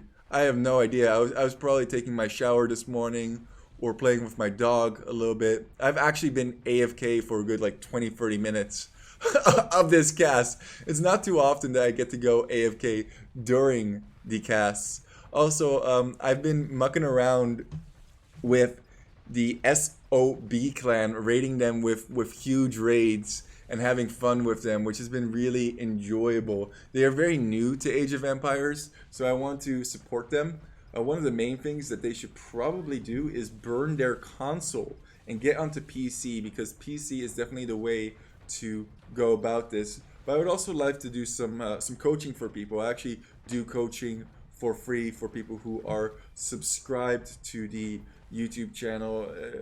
I give one free training session, and then for Patreon supporters, if you want to get multiple sessions, you are more than welcome to. And I can teach you the way of the meme, how I like to call it. Stuff like the Cannon Galleon Rush, Berber Villager Rush, Siege Tower Hop into Castle Drop with Sicilians, 8-pop Scouts, whatever your fancy is, full Tarkans, Scoff Condo, you name it, we do it. The Monk Rush with Bengalis is really good because they relatively recently, got the +3 Pierce +3 melee armor on their monks. So many things to do. The Woman Rush, yeah, the Man Rush. Trying to think what other strategies I have. Full Militia Rush with Goths, the Spanish Bank strategy, the PP Rush, the P-Man Rush with Portuguese after they got wood from their berries has been really fun to muck around with. Now I want to just name as many strategies as I possibly can. The Spaghetti Drop, where you TC drop on Arena. The Burger Drop, TC dropping with Lithuanians and getting 100 food every single time you drop. The House Rush with Khmer. The Polish Villager Rush, which is now dead due to the nerf. Oh, the Quick Kill on Nomad is another great dead strategy where we would actually kill people on Nomad with Koreans and Lithuanians. You just make a whole bunch of militia and you kill them before they get their TC up. That one obviously has stopped because of the treaty that they have added to the game. The Organ Gun with Elephant Rush, people are pointing out to me in the strat, is also super fun. The Step Strat, which is a 12-minute night strat. Man, my channel does have a whole bunch of meme strategies, does it? And I'm sure if I thought about it a little bit... Oh, the Tati Rush, of course, a classic free archer re-range rush, where you go all in archers, is absolutely amazing as well. The No Farm Scout Rush with Saracens, 25 knights in 20 minutes is another great one. 20 elephants in 20 minutes is a great strategy as well. Fast First Crusade. I think I mentioned the land wall already. Quad Cumans Who could ever forget quad Cumans to get the unique tech from the castle in order to get free kip checks? Absolute trash strategy, but we love it nonetheless. A whole bunch of sling strats, for example, full Shotel, full Berserk, full Woad Raider, also a lot of fun to do. I'm running out of things. I'll have to actually go to my channel at some point and look through all these strategies. Oh, Teutonic Fortress, another great strategy where you actually just turtle up and make a fortress. I think blue is also running out of steam, as I am running out of steam of thinking of strategies to talk about. We tried to do a Malay fish boom on Arabia as well, which was really, really stupid. Full petards. Who could ever forget full petards with poles collecting gold while getting stone? That was a great one as well. I wonder when the next big push is going to come from Teal. He now has 15k gold in the bank. That will be enough to get him like 2k wood. The wood price is absolutely insane.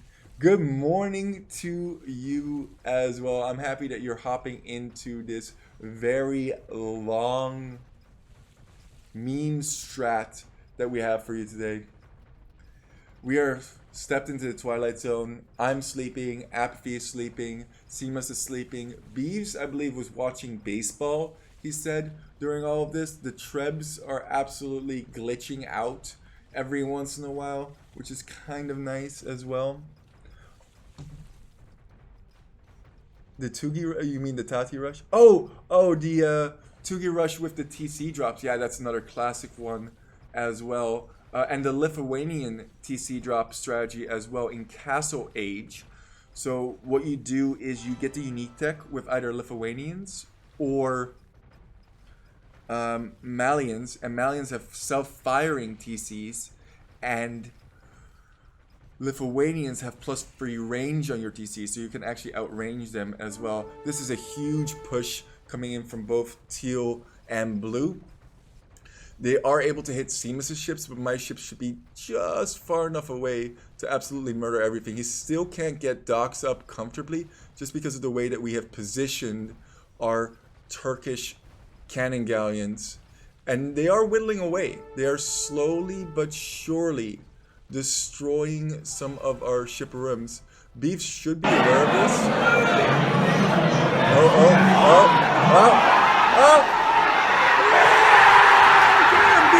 Come on! We need you! We need you, Beeves! Where are you? Beeves! Beeves! We need you! Here he comes! Here he comes!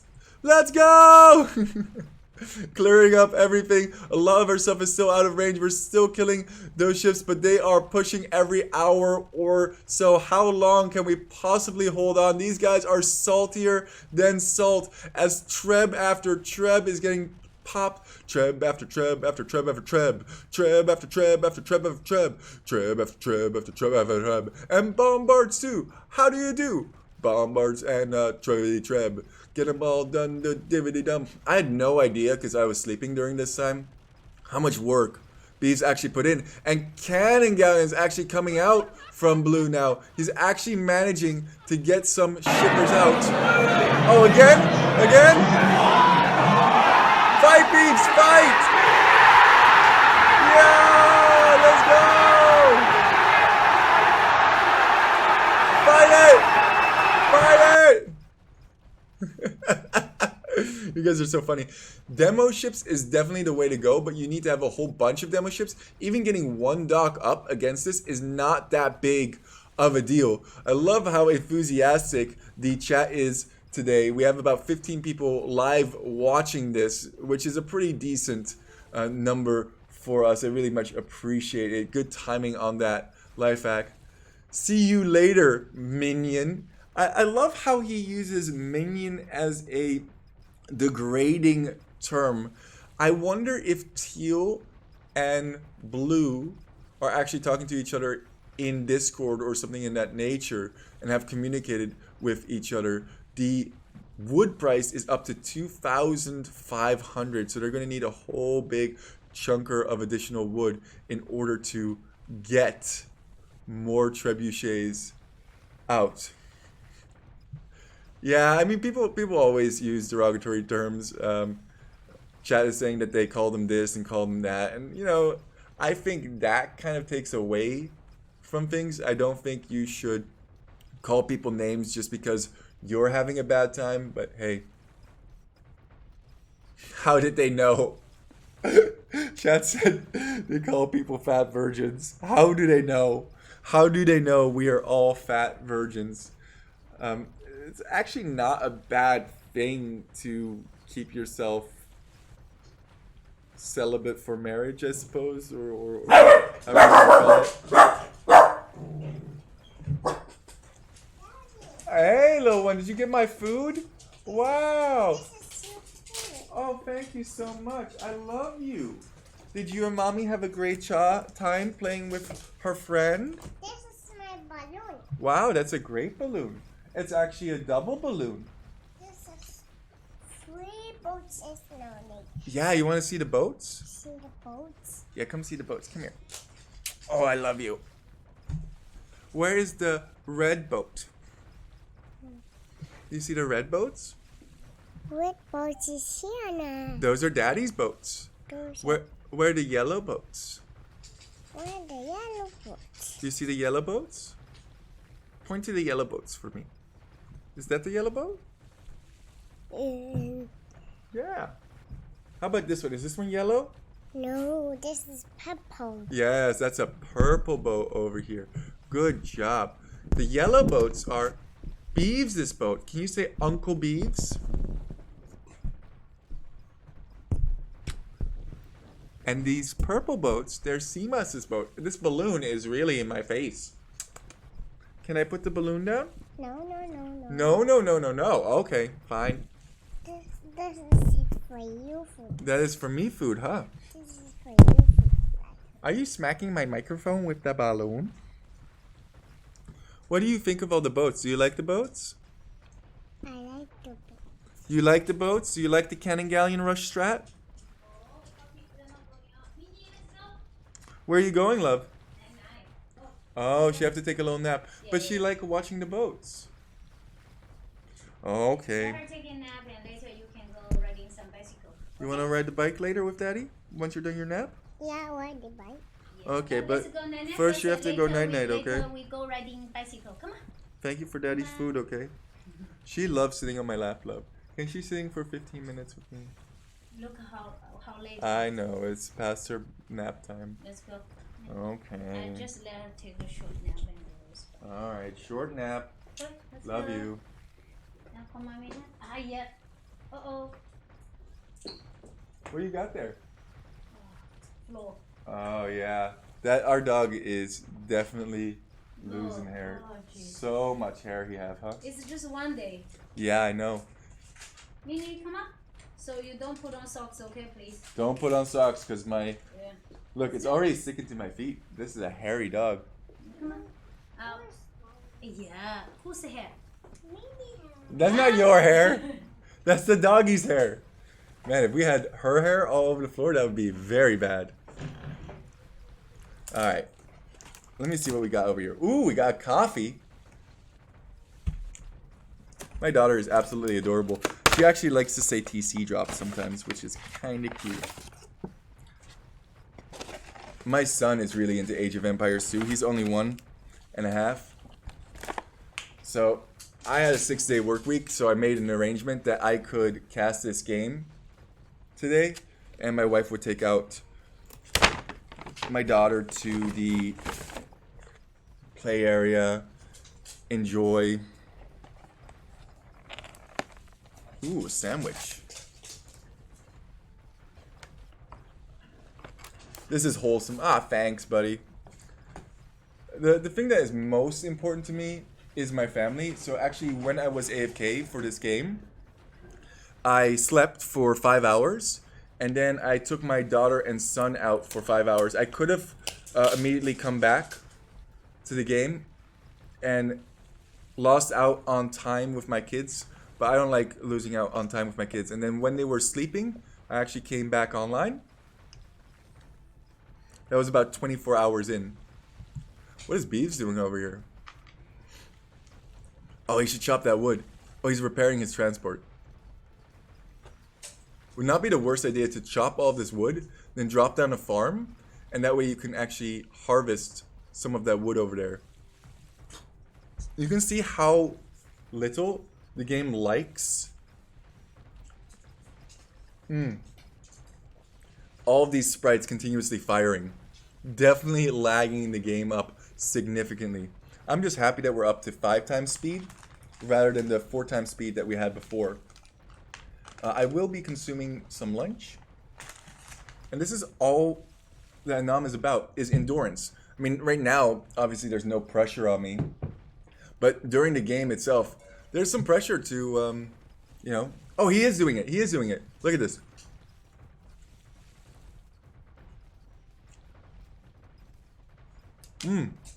Oh my god. Really good.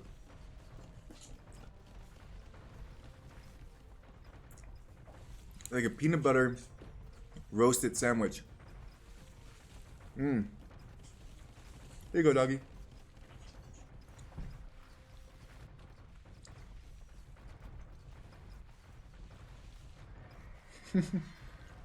Hey, puppy saturation. Ooh, has to run. Did kill a Vil there. Bye, Felicia. Oh no, Felicia perished. Stream title captured my interest. Well, it's very interesting to play a 27-hour Nom, that's for sure. What a minion you are. I think it's very interesting that they have names for each other at this point. There's like a brewing love relationship. Oh, here comes the Tsar. Run! Oh, got another one.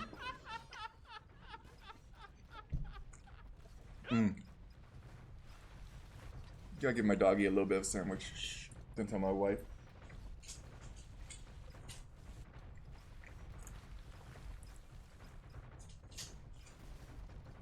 Popping some trebs there.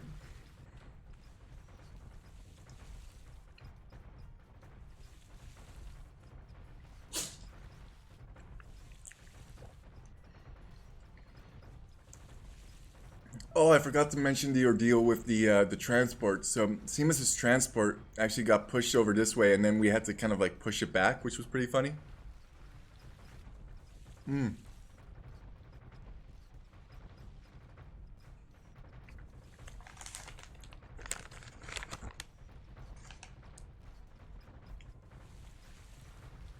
Great sandwich.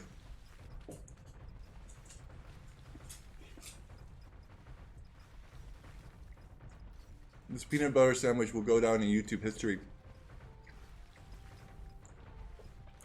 It's one of the greatest food sustaining sources during a Nom.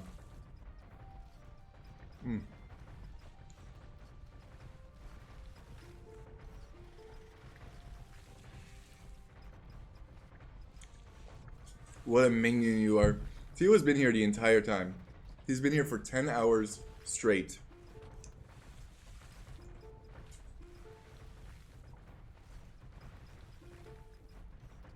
You waste your time? No, you waste my time. It's kind of hilarious how low you value your own lifetime. As Green said, I'm just a fat virgin. We play a game as free and watch you punishing us laughter. Ha ha ha. Some can be said about you. It's hilarious you think you are revenge trolling, and I do just enough to make you sure you can't leave. You are... Sorry, I'm eating a sandwich too. Put the sandwich away. This is getting interesting.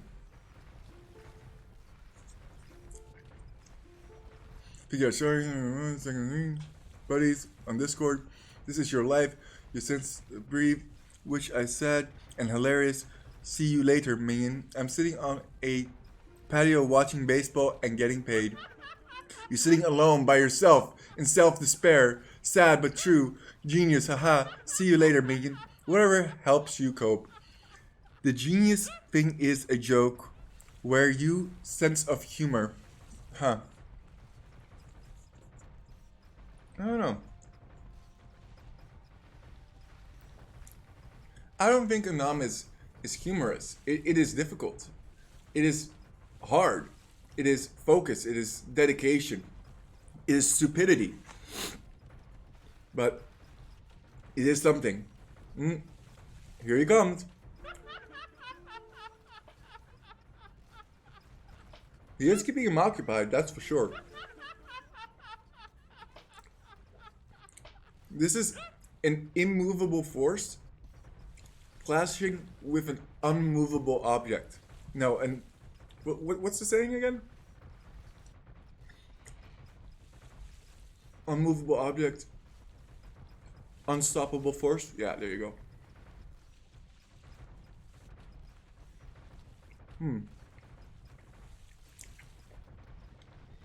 Beach is testing out different spots where he can re-land.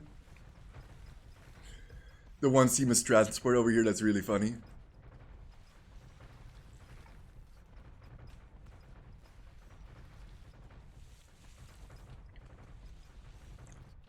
I like this. Stupidity is a cherry on top. That's true, chat. Here you go, doggy.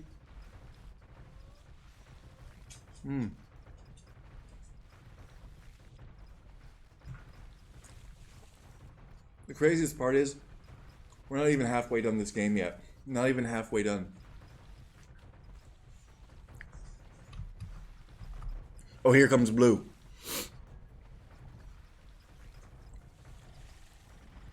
What can the Trebs reach at this point?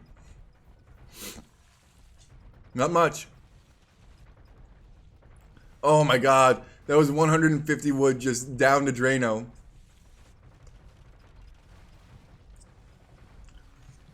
And wood is getting super duper expensive at this point. Oh my god, he just lost like 400 wood, which is thousands of gold at this point. Also, Gray has over 1 million gold in the bank at this point. The Trebs from Teal, not very well positioned. They're just getting popped off one by one, which is very unfortunate. That is, again, thousands of gold wasted. It doesn't matter, they have infinite resources, but the one resource they don't have is infinite time. And that's what this strategy banks off of. How long can you keep going? How long can you keep stopping us from getting back onto land? 10.5 hours for 12 ELO points. It's not about ELO anymore. It's not about anything anymore. It's about not being the loser. While your buddies live their lives, you waste your time here, minion. Ha ha ha. They are sleeping, actually about to wake up in Australia. Not untrue. It will be time for some bleep and bleep Saturday night in LA. And since you got no friends and family, you take the night shift, minion. Ha ha ha. It's 5 p.m. Do you believe the bleep shit? You really don't like me. You don't like yourself. It's hilarious. That's why you act a troll online. I like insults will have any effect. Ha ha ha. These ain't insults. They are fact. And you know it. Ha ha ha. And you are someone, a holy person, reflecting the situation by dealing with trolls online. Don't suck up into the deep, please. Hang. Let's them emotions out, honey. Oh, bleep bleep again. I love it when you call me honey. Go outside, touch some grass, do some exercise, and read a book. Grab some in real life friends. No, you. Only the best for you, honey. BRB later, my minion boy. Doubt it. You're too worried to leave. I'm not a notorious liar like you. Have I lied? I still got you on Discord stream, second screen. You have like 100 times in games. You might believe the things you're saying. So meh. What kind of bleep? On the other screen. Altar boy bleep. Feet bleep. I have no idea. What? It is 11:15 in Berlin. So it is important when doing a nom to understand where the opponents are. I don't even know What I mean, they're both super tired at this point. Beeves might be playing or watching baseball out on the patio every once in a while, but he has to come back and continuously handle the situation at hand when they go for a huge push. It's wearing on him, I can tell you that much. He wouldn't mind this game being over at this point either.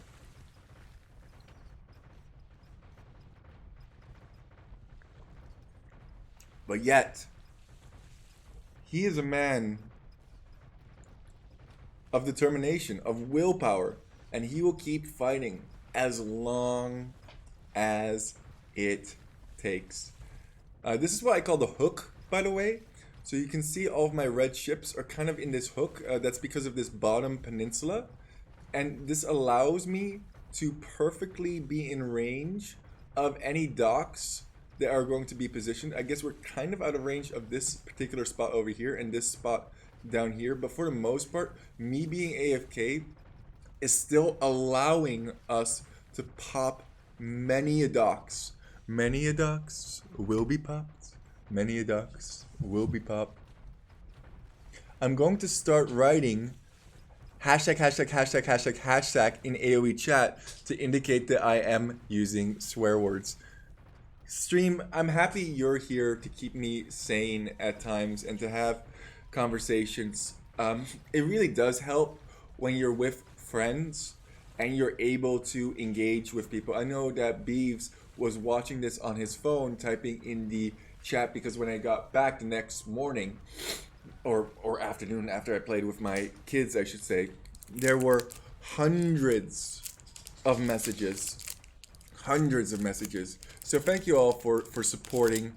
And I feel like this is something that a lot of you really enjoy. It is weird. When I do this, the viewer count sometimes goes up to 20, 30, sometimes even 40 people just playing a super duper long nom.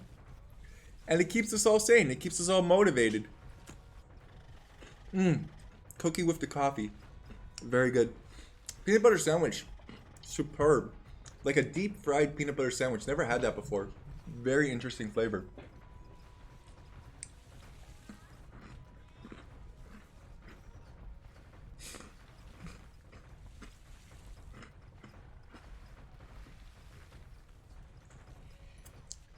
Whether or not I have a mod to organize my ships in the hook. No, I do not have a mod to organize the ships in the hook. The way that you get the perfect positioning is as follows. Look at your line of sight. Be one tile away from the shore, inward, and you have a perfect line of sight. We've figured this out by means of doing this strategy many a times. That gives you the perfect amount of range. Not having vision is giving us a advantage on how to position our ships. We use absolutely everything in our power to get a tiny little advantage. Can I change the names of the teams? I don't know how. But I like Beeves' team. And Exile. Exile is pretty good. Because he's been exiled for a long period of time now. I think this might be the first time that I see somebody get 2 million gold. Gray has 1.33 million gold at this point, and it's still going. It's still counting. He has hundreds of trade units, 140. And he's AFK. Absolutely brilliant. Also, look at this network of trade going on. Very cool. I really think Teal should have deleted some of these palisades and stuff like that. Would have been very, very useful, to say the least, just so that he can, I don't know, get higher trade efficiency. Also, getting rid of buildings on your trade routes is generally a good idea. Like, look at Blue here. He has to go through all of these stables. Now, deleting wood buildings is kind of a tricky endeavor at this point because wood is now up to 2,744. But even still, I feel like the trade in the long run, especially if you're already 11 hours in, it's not great when it's getting so mumbled and jumbled up in this mess over here. But hey, that's just a theory, a film theory. I think my point is that it will eventually pay for itself. Also, these houses, for example, could be deleted. One should actually consider to build castles and just delete these houses, because castles now are cheaper than houses almost, which is nuts. The stone price still very, very affordable. It is 97 for 100 stone. If I was them, I would construct a stone wall around this and then another layer of stone wall, and then put tons of bombard as well as regular towers to stop this. I'm not gonna mess around with the settings just to try and call them heroes and villains, because I don't want to cast this game again. I don't want to muck this up. What we can do is we can look around at all of this good stuff. I have no idea what that is. Idle eco, look at this. 5 hours of idle eco, 1 day of idle eco for CMUS, 2 days of idle eco. That is absolutely amazing. And look at this over here, 47 days of idle eco for the opponents. Oh my god, that is hilarious, because they have multiple TCs and the TCs aren't producing anything. KDs are kind of cool as well. Let's see who has the best KD at this point. It's probably somebody on our team. Yeah, 1100 to 190. That is pretty good. Beeves also has a pretty spicy KD with 772 to 103, about 71. Nice redeems, thank you. I do put some effort into the redeems, the fire, the plane crashing, and all of that good stuff. The reveals, yeah, it's pretty good. I feel like continuous fire over here is coming down upon us, and this is life on the ocean. No commotion. Look at these birds. Are those seagulls? Aren't they normally hawks? Just something I noticed.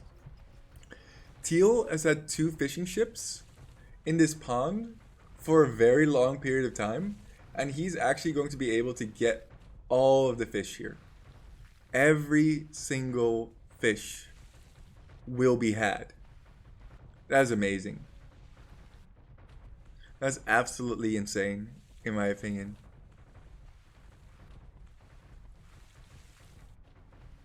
Nuts. Crowd Goes Wild is too expensive. Crowd Goes Wild is the perfect level of expensive, as you have already done Crowd is Wild 3 times in just this cast. Let's see what other redeems we have over here. Ooh, signal to attack. He's signaling, let's go.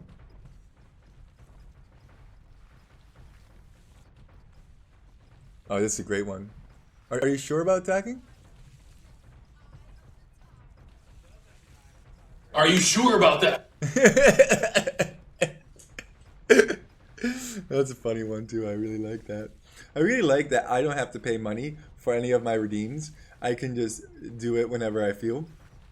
I don't see blue or teal actually coming forward with anything. Oh, okay, blue is now building up a whole bunch of trebs again from 2 castles. It's getting quite expensive in terms of wood, and he's immediately using all of his gold to get this. So these 28 Trebarunis, oof, expensive. He also should really delete his Karambits, because they're taking up pop space and they should really be trade units at this point. Oh, here comes Beeves. Here comes the sun, little darling. It's alright. Oh no, he lost one. It's not too hard to clear all this out, is it? Especially since there's no meat shield in front of them, he really should have some skirms in front of him. Would make it a lot harder to deal with, although skirms are very, very expensive. Some other ranged unit would also be totally acceptable. For example, going for cav archers as Huns wouldn't be a terrible idea. Another thing that they could put in front is just arbalists. I know that does cost wood, but I mean, you need something. Otherwise, those trebs are just going to get Shrekaroni'd. Even just patrolling Hussar on the shoreline would be pretty good. That attack was not super duper effective.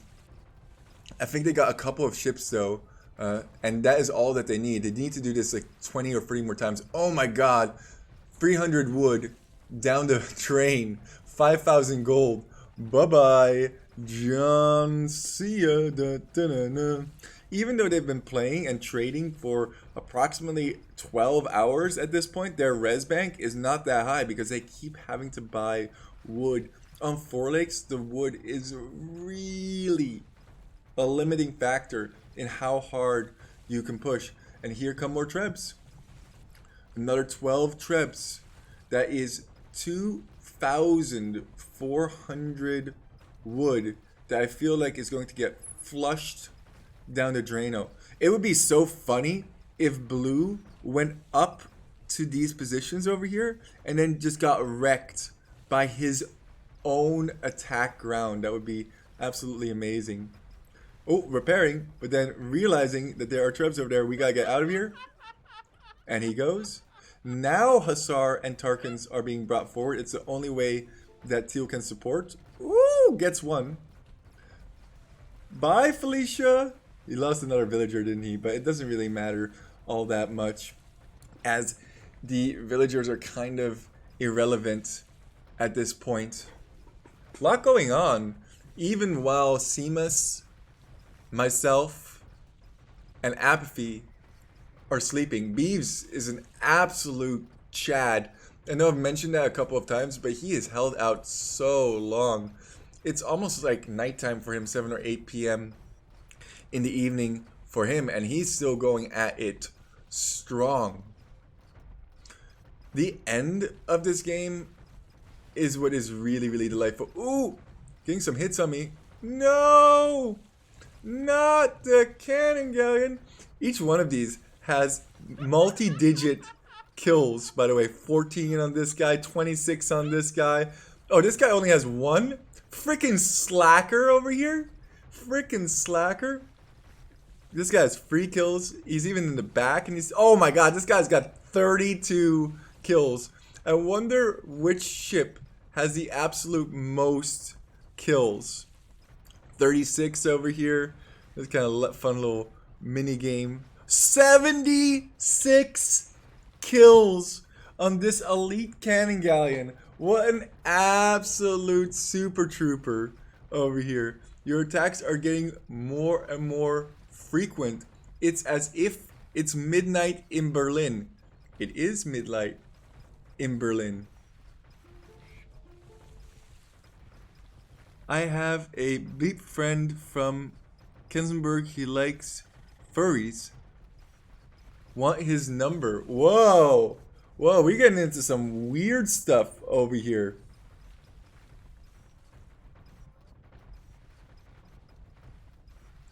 Now he's talking in German to him. Into furries. I never saw the appeal of that. What is the obsession with furries? I know that... Oh my god, I'm going to mispronounce his name. Actually, I know exactly who he's talking about. He's also a friend of mine. Let me pull up the Discord here. AGGM, I think is his name. I don't think he's necessarily a furry liker, but he is a anime lover, and he loves some weird anime stuff, which is, you know, to each their own. I don't judge people about their preferences in life. I don't judge people on anything. Just live your life. I live my life. It's all good. You like furries, you don't like furries. You have a particular orientation, that's on you. You know, as long as it doesn't bother me, All good in the hood.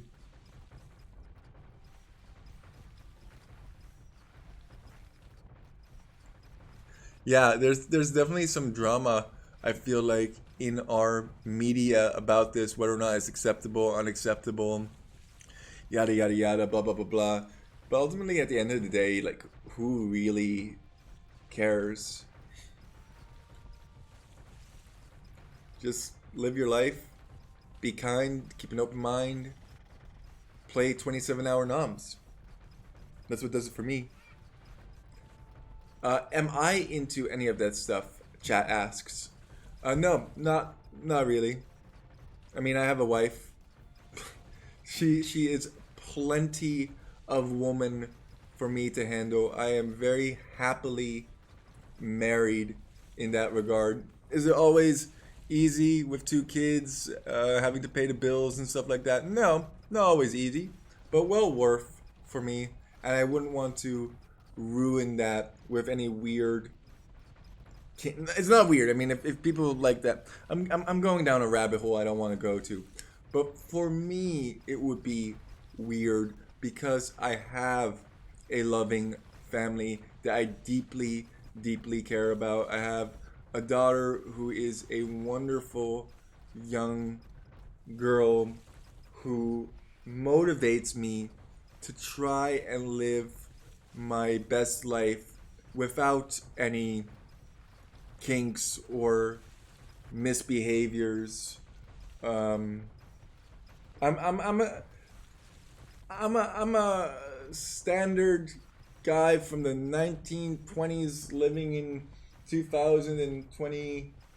Well, maybe a progressive, because I do believe in equality and all that stuff. I don't know, in 1920 they probably didn't have as many freedoms for other people as they do now, but from the 1920s, yeah, I'm an old guy in a modern age, but like, I don't agree with the traditional gender norms that there were back then, but we have that kind of a setup. I go to work, my wife stays home, and she's empowered. I say, if you want to work, you can work. If you don't want to work, you don't have to work. She is a yoga instructor. She did yoga for a long period of time. And then when she had kids, it was very strenuous on her body. And I said, you know what, honey, if you don't want to work, you don't have to work. And that's totally okay. Now she's trying to transition into a music career. She wants to be a music instructor. My daughter is really into singing, and I am supportive of that. I allow her to go to, well, I don't allow her, she allows herself to go to school for that. Takes music lessons once or twice a week, and is slowly working towards that. The 1920s were anything but traditional. Okay, maybe I should say nuclear family. Is that a more appropriate way of putting it?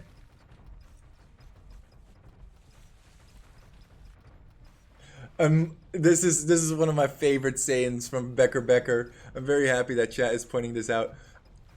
An old man is not an inner city train. I am definitely not an inner city train. I'm just living my life, chucking through, doing what I need to do what is right for my family, do what is right for me, keep my own mind sane, and I make some AoE 2 content on the side. That is my passion, that's my hobby. Some people like painting miniatures, doing Warhammer. A bunch of my friends enjoy that. It takes up tons of time, and I put that time into Age of Empires. Some of my friends really like board games, and I play board games with them on occasion when I have the time to do so. Some people like extreme sports, stuff like that. Good, you know. I like hiking when I have time. When I have holiday, I like to go for hikes. I hiked one of the tallest mountains in Japan called Mount Otago. I was quite proud of that. And I also went to one of the highest mountains in Korea. It's actually a volcano in Jeju Island. I really recommend anybody traveling. Traveling is a great hobby to have, and it shows you a lot about the world, and it teaches you how other cultures behave. I have had the privilege to live and be born in the Netherlands, and moved to the States, and then now lived in China for several years. And every single country that I've lived in has such different views on different things, and there's good, there's bad in everything. I've really come to the conclusion for myself that there's no perfect system, no perfect way to live your life, and that every single person is kind of an ass to a certain degree. Like I am. I mean, I'm cannon galleon rushing for 27 hours non-stop till I drop. Sometimes I could be a little bit more patient, a little bit kinder. I told the chat yesterday about a situation where I got picked up from work by my wife, and they had reduced a two-way street into a one-way street, so you have to give the other people the right of way, and they had blocked it off with cones. Interestingly enough, there was no construction happening where the cones were placed, but whatever, can't break the rules, right? Anyway, we pull out, we're going down this one-way street, and the opponent, making some AoE 2 references here, not the opponent, of course, another driver sped up just so that we came into this point where both of us can't move, and he told us we should back up. Now, we weren't about to back up, so we told them to please back up, but then a truck had parked behind them, and he couldn't back up even if he wanted to. So I got out of the car and I removed one of the cones, and we were able to go forward by this opening that I created by moving one of the cones. And I was thinking to myself, you know what? I should just place this cone in front of this jerk for speeding up on us. How freaking unkind this individual is to do something like that. But thankfully I thought better of it. The funny thing was that he actually swung open his door, perfectly expecting me to drop that cone in front of him, and he was surprised that I didn't, because I feel like he maybe knew that he was in the wrong, or maybe we were in the wrong and we should have just backed up when we had. There's no right and wrong. There's just living your life and trying to be a little bit more considerate every once in a while. And if you get in a tricky situation where you're both going in opposite routes, just back up, find a different route. It's okay. It's not that big of a deal. It's just life, after all. Because some people really escalate road rage. I've seen a series actually on Netflix, and I know it's a fictional series, but the whole premise of the series is that they have road rage with each other, and they find each other in real life, and they start messing with each other, and they actually end up ruining each other's lives due to road rage. Don't let that happen to you. Keep calm, be kind, keep moving, keep grooving. Ooh, Blue is back. Teal's back. He's got a whole biggity bunch of trebs, and that's a hit. That's a huge hit. Hopefully not on the 71. Ooh, Beeves should be getting notifications now that he is being attacked. I love the spread damage. And these cannon galleons. Oh! Another huge hit or run. Yeah, clears it up pretty easily. They're about destroying 2 ships every hour or so. And their attacks are becoming more frequent. But they don't have the res to sustain their attacks, which is very interesting. Gray is up to 1.63 million gold. Absolutely insane. Crossbows now. I feel like just throwing in crossbows, very bad decision. Because each one of these is thousands of gold. actual thousands of gold are being wasted with these crossbows.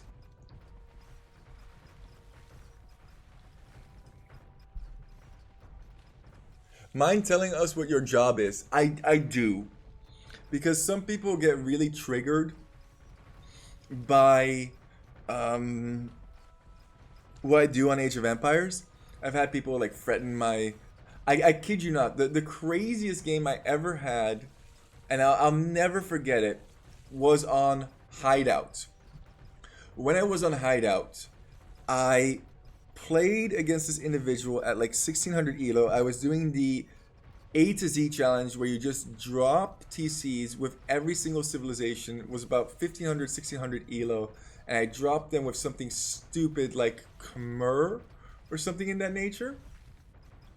And I won, and he said some really scary stuff. He's like, I hope you have children so that I can murder them and stuff like that. And look, if you want to go after me for Age of Empires, that's fine. You know, you do you at the end of the day. But don't go after somebody's family about a video game that people enjoy. So I try not to reveal too much information about myself. I know I tell people that I am in China and I work in China, but I don't discuss if I'm in the north or in the south or east or west or anything in that nature, because it's simply put irrelevant. It takes away from... Ooh, look at this. You care so much. So mad. I'm not mad at all. You mad. Me mad. He mad. Everybody mad. I'm sitting on the patio watching baseball, and my dinner is on the way. Whereas it's almost 1 a.m. for the both of you. TikTok. You meatheads are sweating. See you later, Lemming. TikTok. He's called him Lemming and Minion. That is kind of like his thing, I suppose. Lemming and Minion. Hey, how you doing there? We're casting a nice 27-hour nom. We are coming up on the halfway mark now, which is pretty crazy to say after so long. I've been messing with this clan called SOB, and I've been raiding them with huge raids. They're relatively new to Age of Empire. They're playing on flippin' Xbox. Like, come on, get a PC already. Destroy your console and come join the fun. Come cannon galleon rush me, bro. That'd be absolutely amazing, in my opinion, to see them cannon galleon rushing at their elo on 4 lakes. I actually want more people to do crazy strategies, and that's actually why I made my YouTube channel. When I first started, I wasn't able to stream because the internet in China was so bad. And actually the reason that I became such a good TC dropper is because the internet would cut out after 20 minutes. And with a TC drop, the game is over in 20 minutes. No matter what, you either win terribly or you lose terribly. So it's fine. And before that, I was playing in the States a little bit, as well as in the Netherlands about 20 years ago. I will never forget my first game with my best friend, in which he created a wonder in one of the corners, and then I sent all my military, and it was a trap. There were walls on both sides, towers on each side, archers, and I just got absolutely shredded, but I loved it nonetheless. And then when I got to the States, I started playing on an account called Go Tower Ranger, and every single time I would tower rush, and I would scream, Go Tower Ranger! That was back on Voobly, so you actually could choose the map that you wanted to, which I think is a great feature to have, and I would love the devs to add that back. And I would only play Nomad. Another thing I would do is I would play Chinese on Nomad, because you'd start with 6 villagers. Now, when you play Chinese on Nomad, you start with 3 villagers, and then 3 additional villagers pop out of the TC, although they changed Chinese a little bit in this last patch, so I guess 2 pop out and you start with 50 food or whatever it is, which is fine. But that was a lot of fun because you could have 3 villagers up on your opponents right from the start, which is huge. Yeah, Go Tower Ranger always gets a kick out of people, huh? People love the Go-Go Tower Ranger. How would TC dropping work on Xbox? I don't know. I've never played on Xbox, but it's simple enough. TC dropping, I find, is one of the easiest build orders to do. People are just afraid to TC drop. The simplest guide I can give you to TC drop is 6 on food, rest on wood, go forward with 15 villagers, drop that donkadonk, make a mill, keep 6 on food, and you're good. And just keep dropping TCs.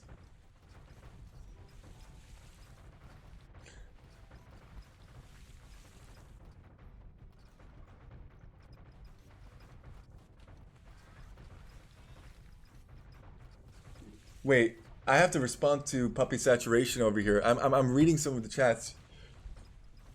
With your content, it's understandable. Your streaming personality is just so incredibly different from your in-game one. How do you mean that my streaming personality is so different than my in-game personality? I don't fully understand that comment. Only about 5 to 10% of people get to this stage where they simply do not want to resign. There's a lot of people who nope instantaneously when they see all of the cannon galleons, and then there's a lot of people who nope after about 1 hour to 2 hours of trying. But I still want you to tell me how my in-game personality is so different than my streaming personality. Also, I know a lot of people, they have cameras in, say, the bottom corner or something in that nature of what they look like and what they're doing and stuff like that. I don't like that because I feel like it takes away from what is most important, which is the game. And that's what I love about Age of Empires. It's just the game itself. It's raw. It's not edited. We just upload the games that we play, and that's what I enjoy about it. Cuman's Feudal TC is actually terrible now. The reason that it's terrible is because the Cuman TC constructs so much slower in Feudal Age than a regular TC. I used to do the Cuman double TC drop, where you delete your starting TC and you drop 2 TCs on your opponent. It's very funny. I have a bunch of videos on that. That's one that we didn't mention when we went through all of the strategy, is the Cuman double TC drop. But it's not a very powerful strategy because if they simply choose to fight it, you will lose. Yeah, it's absolutely trash, isn't it?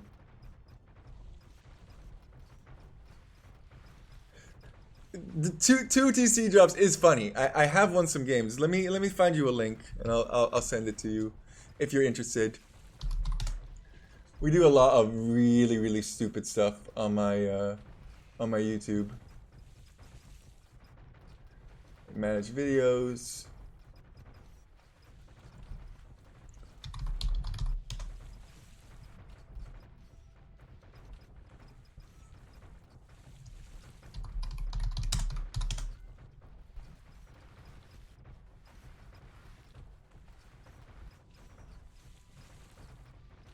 This is also one of my earlier videos. It's a short 11-minute vid. Here you go. This game, your team is being butts. Love the Beast is being a bit rude, although maybe Teal started it. I'm not here from the start. A big part of your strategy is to invest your opponent, annoy them, but you're a really pleasant guy on stream. Wow. I appreciate that. I know I BM, and that's a flaw. It's definitely a flaw. When I'm playing games, sometimes it's part of the strategy. It's part of riling them up. It's to try and get them to resign. This is war. And in war, in my personal perspective, everything is allowed. Some people hate it that I lane or steal their sheep or steal their boar or steal their deer. I don't care. This is war. And in love and war, everything is allowed. That's how the saying goes. And that is the rules that I dictate for myself. You might have your own moral values not to steal and lame, and I respect that. You might only want to play meta, and I respect that. Play the game how you want to play the game, but I play the game how I want to play the game. And sometimes, yes, strategies do involve BM. One of the most BM strategies, talking about previous strategies, we might as well enjoy. One of the strategies I do is fast feudal into opponent resign. It was one of my first and most controversial videos.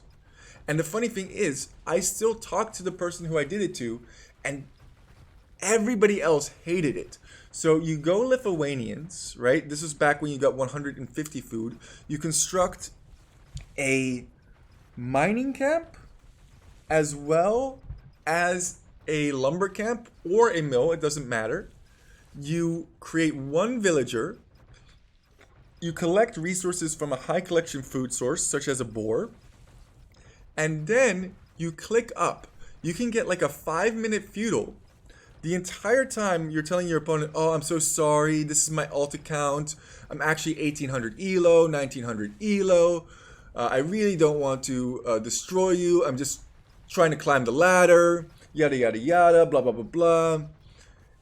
And you try and get them to resign because you hit feudal so much faster than them. And it's kind of BM, but it's kind of funny. It's something that you can try on your friends, and it's not something that I very frequently do anymore, but it's part of the strategy.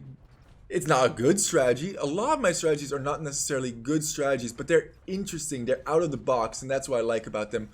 One of my favorites as well is 8-pop scouts, where you try and trick your opponent into just flipping the table because they have scouts so early in their base, killing all of their stuff. Let me see what else is being said in the chat after that nice rant I have there.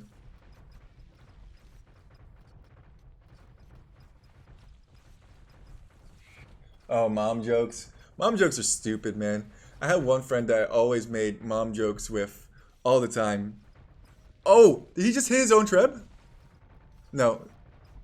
He's coming in for another attack. Oh, Bees really needs to put these ships safe. Ouchies. That's like 3 ships down right there. That is pretty brutal. I am surprised how dedicated Blue and Teal actually are. They're communicating, and every once in a while they just go over. Beeves should be reacting relatively soon. He sent wood to his ally. They're working together nicely, and the yellow ships are being targeted quite flipping well. Okay, he has actual ships in here. This could be a turning point for Blue and Teal, even though we already know how this goes. TikTok, laughing. Elite cannon galleons are being constructed. Slightly out of range. He has some micro Ds really well. Oh, they're getting absolutely demolished. But it is difficult for Beefs to stay here. Another cannon galleon. It gets destroyed. Woo! There's a lot of wood for them that is down to Drano. Holy guacamole. They've chosen this spot as their spot to contest, which is not a bad spot to contest because I guess I slightly don't have range right on that peninsula. This one should be 2 tiles closer, and I could be able to get there. Blue is looking like he wants to go for an all-in push, making additional trebuchets. How much longer can Beeves hold on, for crying out loud? Yeah, I would always joke with one of my friends, because I'm a troll. I know who I am. I know what I do. I'm an idiot. And at a certain point, he was just like, you know, it's just really stupid to always make mom jokes. It doesn't matter at all, does it? Oh, he's upgrading fire ships in a different dock so he can get fire ships out. I think fire ships are actually the worst to deal with all of this. Really bad to go for fire ships overall. I sometimes make jokes about my own mom. Yeah, that's kind of fun. Or I make jokes about Lifehack's mom because he asked me a really weird question once, and it was just the perfect setup. So I had to. Once we hit 2K subscribers on YouTube, I will release a clips video, and that will be one of the things.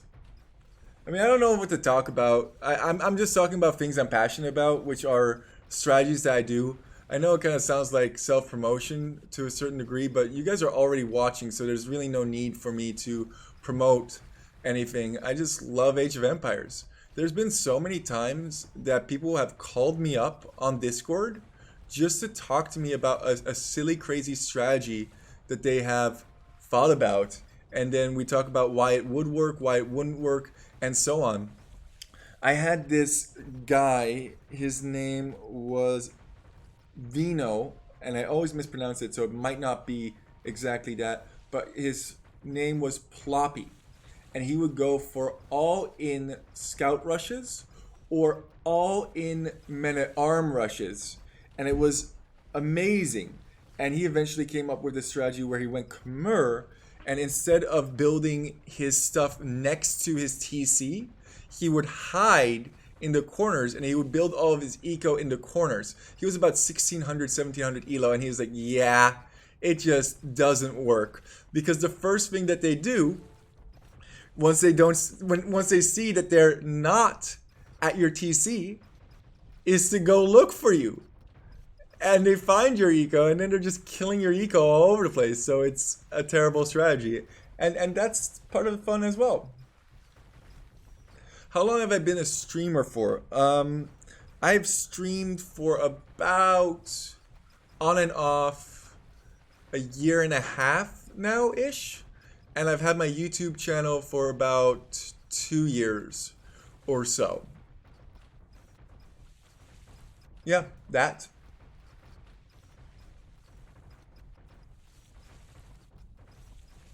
That's what she said. Yeah, that was a big thing back in the day.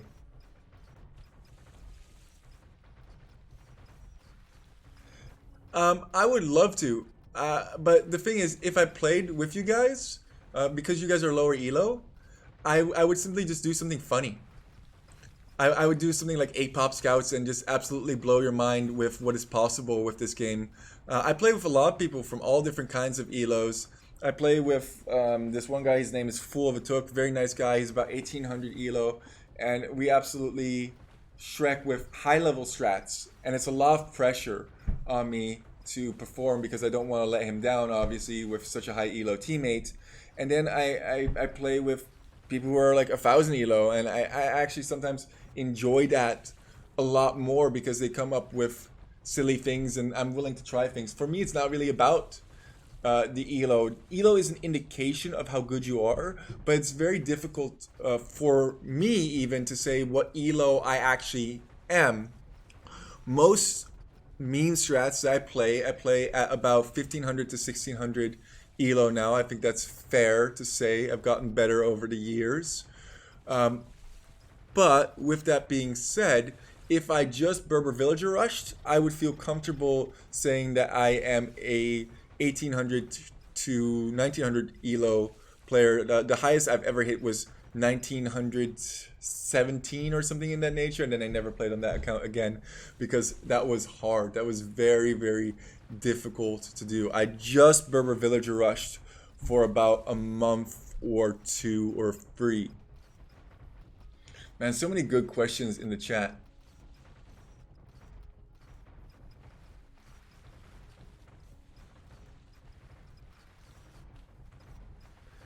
Okay, so last Friday, Nova Moon was playing what's an FN game against Graf, and he was BMing and trolling during the game, maybe part of his tactics.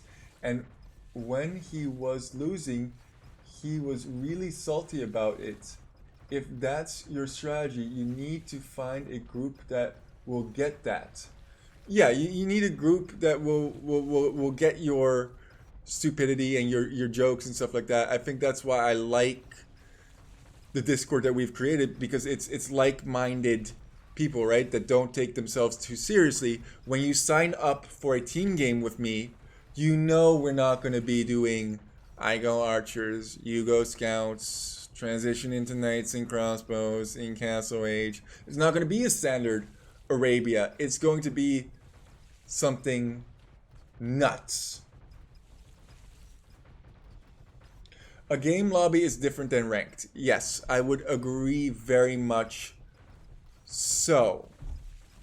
Although I've seen some real BM on unranked lobbies.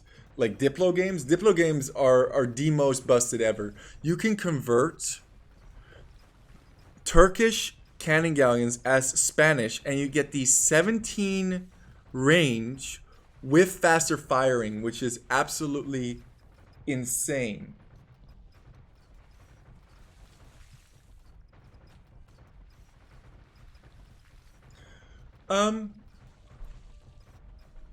Custom lobbies are more fun. I think it's debatable. I think it's like what you want to do, right? I personally like playing ranked the most. That is what I enjoy. I like having a good ally or a good teammate or some good 1v1 games, and that is highly enjoyable to me, to meme other people, to troll, to have some fun, to do some odd strategies, to show what is possible in this game. However, there's nothing wrong with a nice community game. We do good community games all the time when we make it really stupid, do tiny hideout with 8 players or something in that nature, and everybody's overlapping bases and stuff like that. Absolutely hilarious, in my opinion, as well.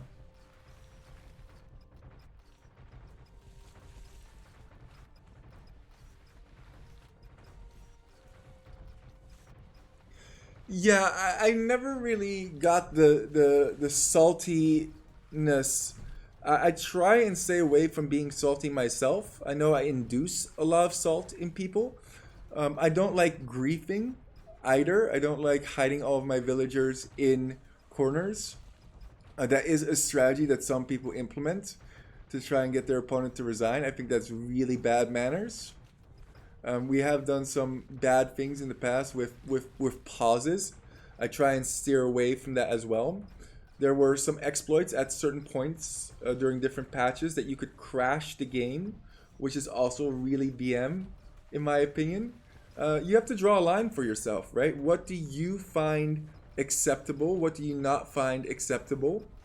At what point is it worth your own morality, so to speak? At what point do you care so much about winning that it changes your own sense of right and wrong? I don't think I've ever crossed that line for myself. I think I'm pretty aware of what I find right and what I find wrong. This to me is not griefing because we still have a way to win. We still have a way to get back onto land and to destroy them, which maybe you will see a little bit later on.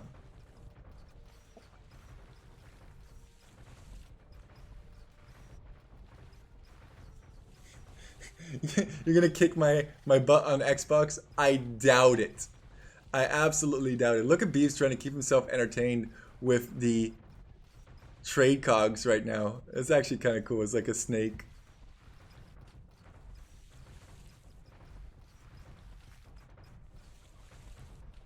Yeah, I know. Some people would say that this is griefing, and I would disagree. If you have a way, a legitimate way to get back into a game, that's not a grief. And we will take back land, which you will see in this game itself. Griefing, in my opinion, is having no chance to win anymore and just hiding your villagers. They know exactly where we are. This is a battle of endurance. There's a great game between Hera and a high-ranking opponent where they're kind of in this Arabia stalemate with one another. They're just spamming skirms and hussar. All the gold has run out. Yes, they have relics and stuff like that, but it's just a continual spam of units. Oh, can I just mention that Gray has hit 2.02 million gold?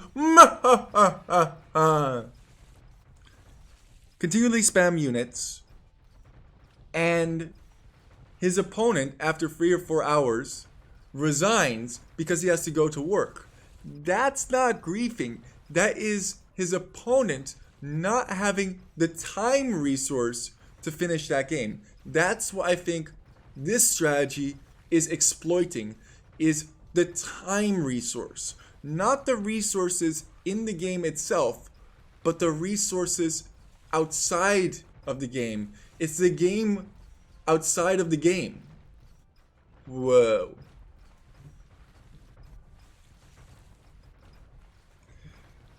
I have thought about entering tournaments. I personally, I've been in a couple. Don't really like them. I don't like banning civs. And a 1v1v1, as hilarious as that sounds, it just ends up having the 2 lower ELO players teaming up against the higher ELO player.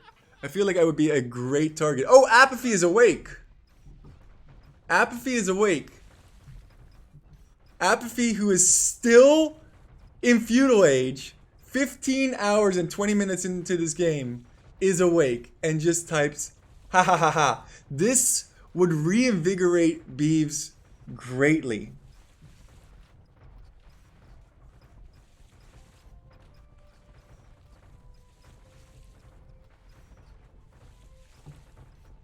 Do I think if you TC drop twice and then do this in a 1v1 match, is that PM? No, I don't think so. That's still just the game itself. Oh, we are getting higher speed every once in a while. We're getting up to like six times speed here.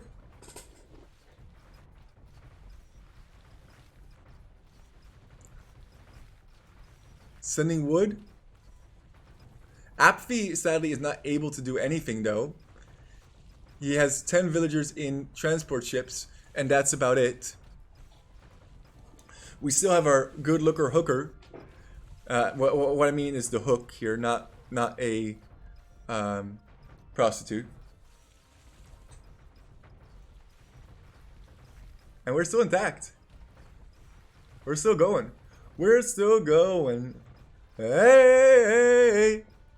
The price of 100 wood is now up to 3,590. Absolutely amazing. I love that Gray has 2 million gold. Oh, here they come. Pop, pop, pop, pop, pop, pop. Everybody. Oh my god, all those archers. Thousands of gold wasted. Pop, pop. Ooh. How many trebs are here? 19. Oof. That's so gold heavy. He can't comfortably. He has to wait till they come in a little bit further. Slow and steady wins the race. Teal should really be making trebs of his own. A lot of attack rounds there. They're not giving up. It is like 3 a.m. in Germany at this point. Now he's coming forward. Bye, Felicia. Is that his name? Oh, I thought that was his name for his villager, but I think now he's making it the name of his opponent. Interesting. Blue doesn't want to lose the trebs because he knows how absolutely ridiculously expensive they are. What a nutty game. What an absolute gong show.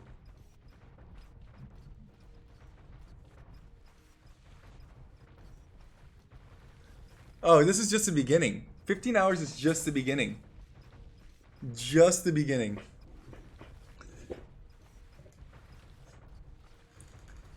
Just getting warmed up. Actually, our previous longest nom was 15 hours before this. So every minute over is now longer than the longest nom ever. The thing is, throughout the game, there's actually sections in which pauses occur. Good morning! Hey, Simus! Simus is back! Your ships were too close to the top palm, but you have some left. They haven't gone AFK. Looks like I only lost 4, so that's fine. Yeah, not bad. And now they're going to be talking on Discord probably. I'll need another hour or so, but then I'll can stick around for most of the day. I told my wife 30 minutes more about 10 minutes ago. Hahaha. She mad. Oh, this is where you lose your wife. This is stage 10. He's going into stage 10. But I just have a feeling they might flip the table after the last one. Hahaha. I'm back for day 2. Australia is waking up. So the Aussies are waking up. I am still sleeping at this point, and now it's Simus' shift. I have no resources, so I can't do much. He doesn't need the resources, we just need his ships at this point. Isn't that crazy? This game was played not today, obviously. This was played a couple of Saturdays ago. Can't move your trade cards to see FB's transport out. He needs 3 more hours. Hahaha. I'm blocked in by red and orange. There we go. There was an episode with your transport. I bumped it into the open. Yes. But so we somehow pushed it back. Yeah, that was a thing that occurred. And now there's so much rejoice. Beef is going to construct a market to then send back some wood to Simas. And there's the wood transfer. Goodness me. Look at how much wood we all have. Not very much. The wood price is 4,059. Oh my goodness. That is very expensive. That is a very, very expensive ordeal. Look at how many shots have been, like, how many... Oh god. Capture Age is not loving this. You can just see the lag in it as well. Even at the higher speed here, it is rough. Here come the Tarkans. Tarkans to take out the market, obviously. We'll try. No, don't try. Don't try. TikTok! It's just driving poor Teal mad.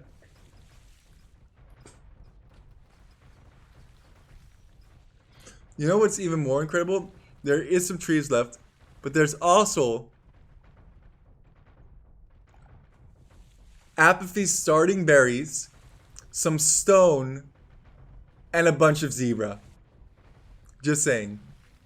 There are still resources. The 2 fishing ships have absolutely gathered everything in this section over here. There's nothing left whatsoever in any of the ponds. And look at Blue over here constructing some of the most expensive fish traps you will ever see in your life.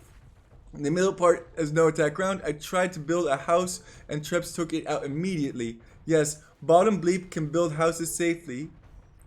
Happy 16 hours. I'm at 64 pops, so I could try and make bombard cannons. Most of that is trade cogs. I have to send everything, but though maybe they were AFK. Yeah, should definitely send Simas all of the wood at this point so that he can unpop himself and we could potentially take back land at some point.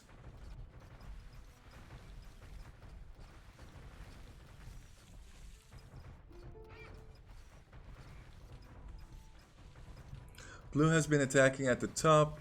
Poop isn't in range to stop the dock there, so I'm just actively trying to keep Trebs and Vils from going there. Yeah, that's a good point. The attack ground feature is absolutely amazing, by the way. It is this one spot right here where Simos is now firing upon that has been the problem.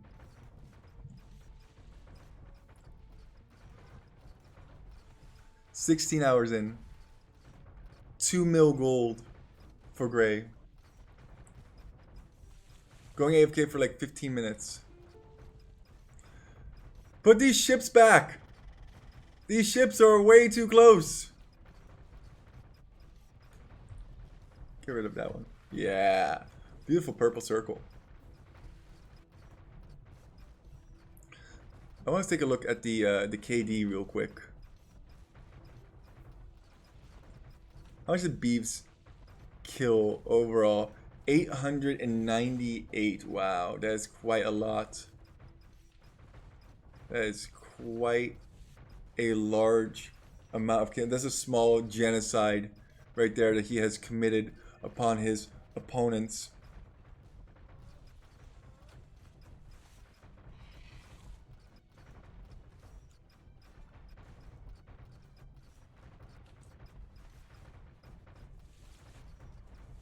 This is quite interesting for me to watch because I was obviously sleeping during this time, and now I think I'm taking out my kids. I think I come back like hour 20 or something in that nature. Oh, the trade. Setting up trade is huge if they are actually AFK. Trying to pop some of those ships, or sorry, some of those trebs. It'll actually help my frame rate as well, other than the microing action that he's doing right now. Stone is really, really affordable. Ooh, nope. Can't do that. Okay, can do that. Oh! That is a funny lumber camp. Just trying to get as much wood long distance as he possibly can. Beeves has 1,000 wood left. That's it. Oh no. Oh, that lumber camp. Oh, God. That is 4,000 wood wasted right there. TikTok.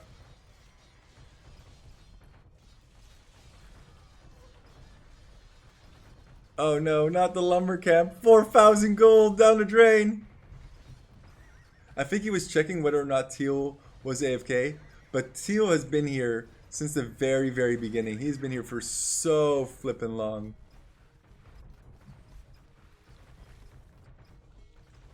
I want to find a hero. Look at this guy. 80 kills on him. I need a hero. I need a hero to the end of the day. He was going to try and chop, but it's not safe enough to chop because Teal is here. The best way I think that you could chop this is to send your villagers in a transport, say over here, hop out. Oh God, the lag. Grab as much wood as you possibly can, and then construct a farm in this corner or something in that nature. The amount of units is really messing with the game for sure. I mean, we have cannonballs in the air. We have trebuchet shots down below here that are stuck as well. No! He's gonna onager the wood? Oh my God, what? Wait, it's a... He doesn't get onager. So he's just gonna put a mango on attack the trees. But you know how easily that's poppable by means of a... Yeah, I was gonna say.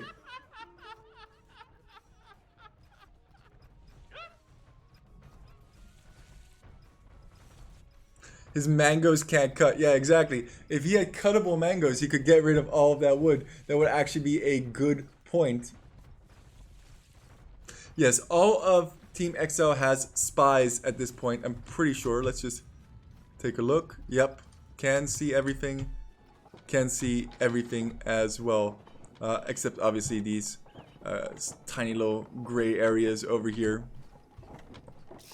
Oh, and Teal is now going to chop this long distance himself. He has the same idea.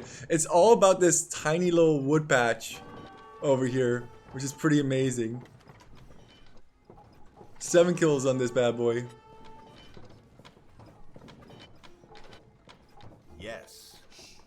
Protect the wood! It's all about the wood! Don't let them chop. We need that wood. It's like 5,000 res. Oh god. Oh no. Oh. Desperately trying to get the market up. Beeves is down to 1,000 wood. This is why having res is so important in the bank. Not making additional ships. See you in another 10 hours then. Your buddy is a bit sad. Who? Yellow? Oh, continuation over here. What's happened? Don't know. He didn't want to open his heart. Simus, I don't know how to get you my res. He won't leave. No worries. Let's wait for Poop. Does he have res? Poop does, yes. No rush. I need to go AFK or else my wife will kill me. I mean, that is very, very fair. Don't get to stage 10. If you get to the wife will kill me stage, that is very, very bad. No problem. I can cover. Was he constructing archers? Archers are being constructed. And the wood has been chopped. Teal is enjoying the last of the wood. His dedication paying off. Yes. Even consuming this gold over here just because we are 16 hours into this game and only these 2 trees remain. That's absolutely amazing. Let's zoom out real quick.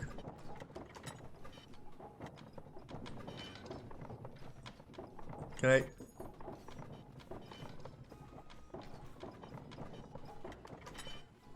$27 wood on the entire map. Is that correct? Yep, 27 wood on the entire map. Food, please. 3 a.m. for green. Oh my god, that is the most expensive mine. That mining camp is not worth it. That mining camp is like 4,000 gold to consume a fraction of it. But he just doesn't want us to have it. Nah, it's fine. As soon as I clock out, blue gonna come back. Good to know. Good to know. That's exactly what has happened for us, right? I mean, yellow clocked out, and now Simus is back in.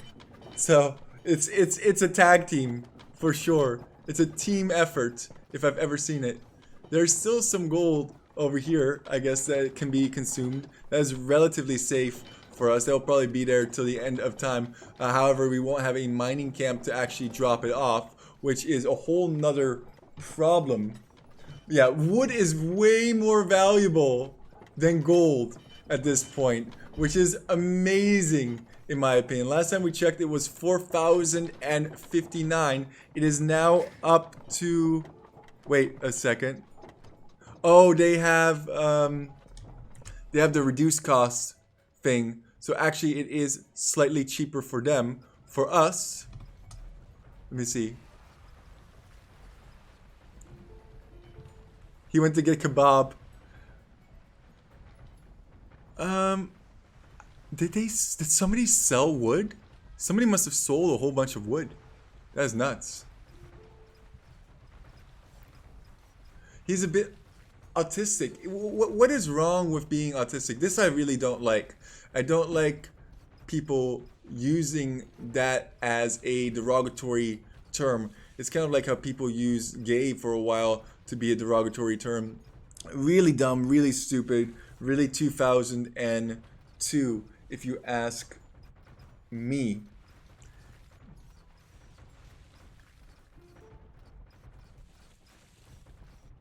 But this particular... What do you mean? It is supposed to weaken observations? I'm so confused.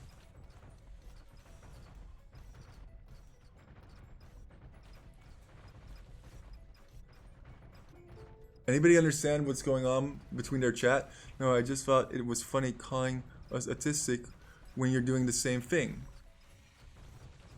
But it's... I'm so confused. Yeah, true that. Just meant happy.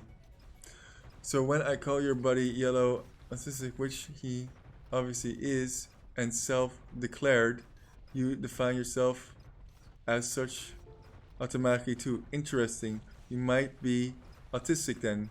I'm not, but don't treat it like an insult. Yeah, good point. Don't read between the lines. Read the content.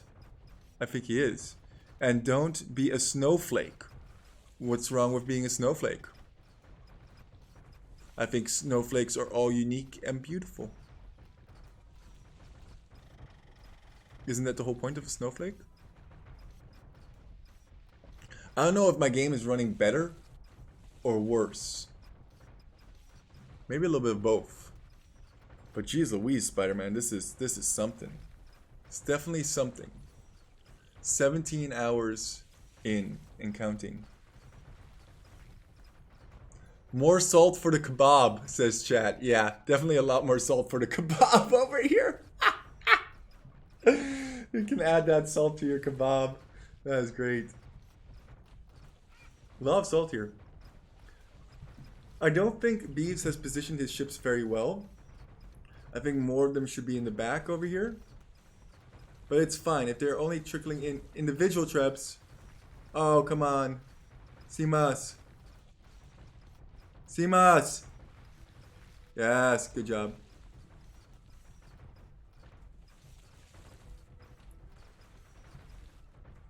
Simas needs to be on point now. Yeah, there he goes. Oh my god. My game is not loving this. Oh. What even happened down there? Let's see. Let's slow it down. Okay, now it's fine. Totally fine.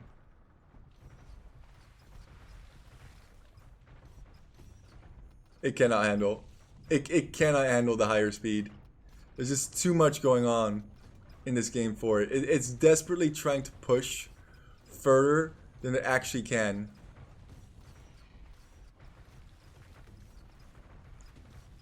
Actually, I think this is slightly faster, interestingly enough, because I don't have it on 8 times speed, so it's not trying to push itself even further.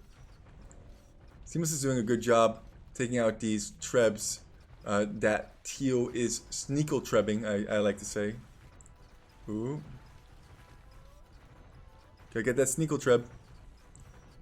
Teal is sneakle trebbing everywhere. He's missing this yellow ship so much. He knows that he's AFK. Oh my god, is he gonna get that ship? Is he attacking ground? Oh, he did not. Woo, got him! Nuts. 18 hours and counting. 17 hours and counting. We're about to get to the part where it gets really fun.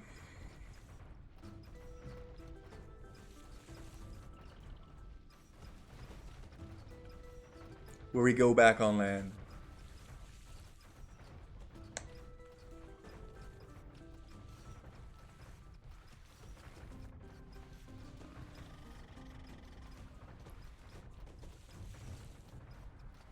We're getting there.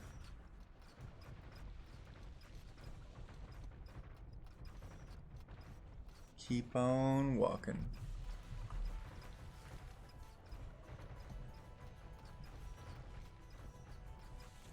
Keep on moving. Don't give up.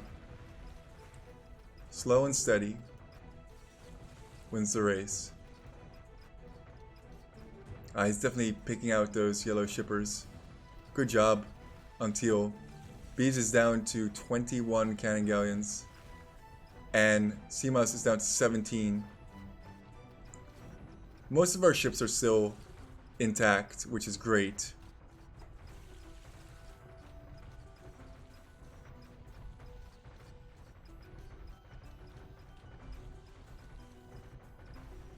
This is where it becomes nerve-wracking, because if we lose, say, 15 more ships each, we're done for. We're cooked.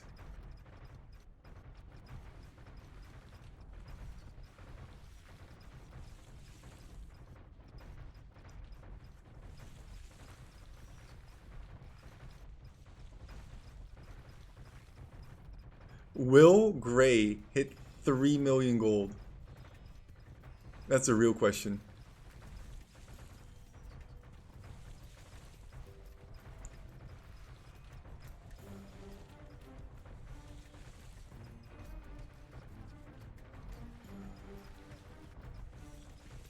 Seamus is not paying attention everywhere.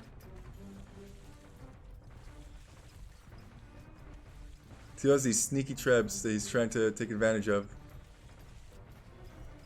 There he goes. Take out that mining camp. 3,000 gold. Pfft, gone. John Cena.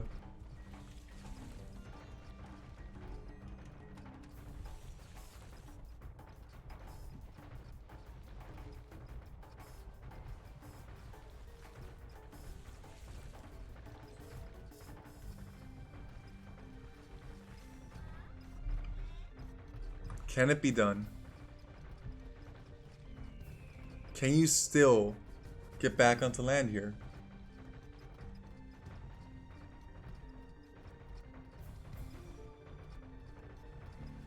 Teal, do you like fish and chips? Nah.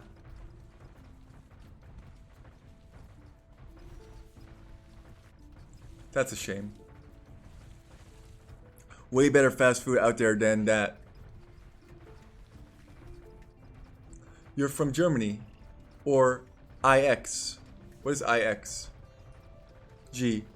Germany.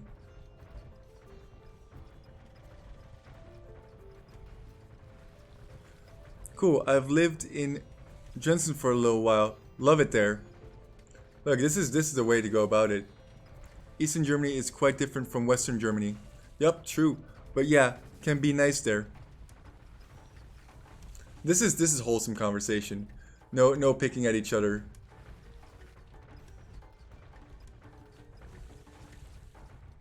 Tick-tock goes the clock.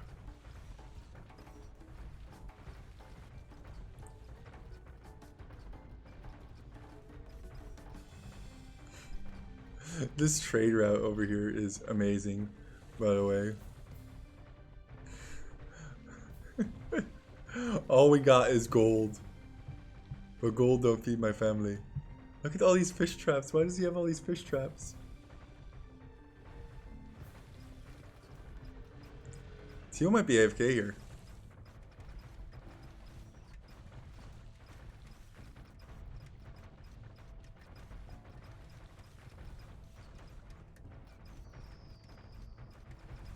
Yeah, wholesome conversation. Ask him about some fish. Ask him about some chips.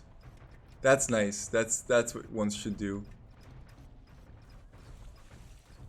I think you have to have a little bit of BM conversation just to make clear that you are trolling them.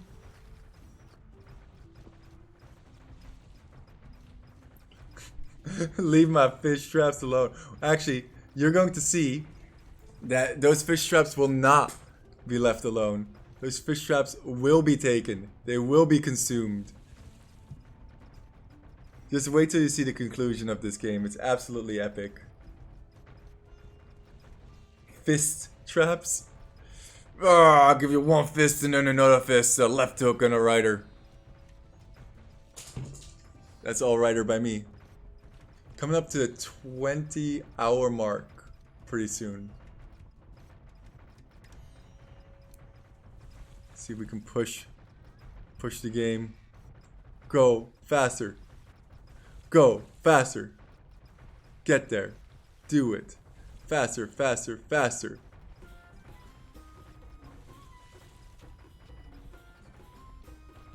God, the amount of treb shots just here is so insane. Like at any one given time, I can see like 7 shots hitting the floor. The amount of explosion that have occurred. My God. Attack ground. Get rid of it for Trebs.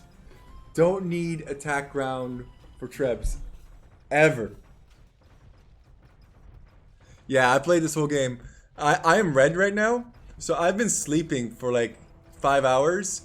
And I have been taking my kids out to a play area for another 5 hours. So I've been AFK 10 hours out of this game. I've been away from keyboard for 20 hours. Teal, meanwhile, has been here the entirety of this game. He's not given up even a second. Although he might actually be AFK now. Would not be surprised if he was.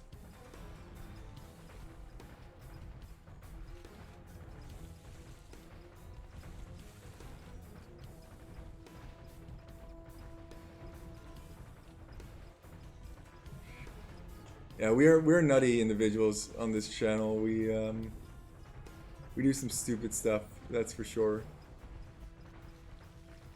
And it doesn't get much stupider than this. It doesn't get more enjoyable than this.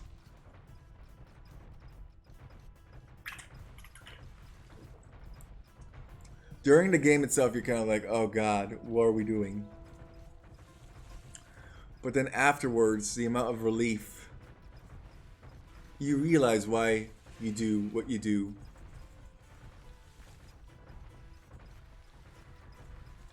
Yeah, stupid stuff is the best. I mean, that's kind of what we do with life, right? We just do some stupid stuff, try and find meaning where there is none, and just enjoy the not meaning.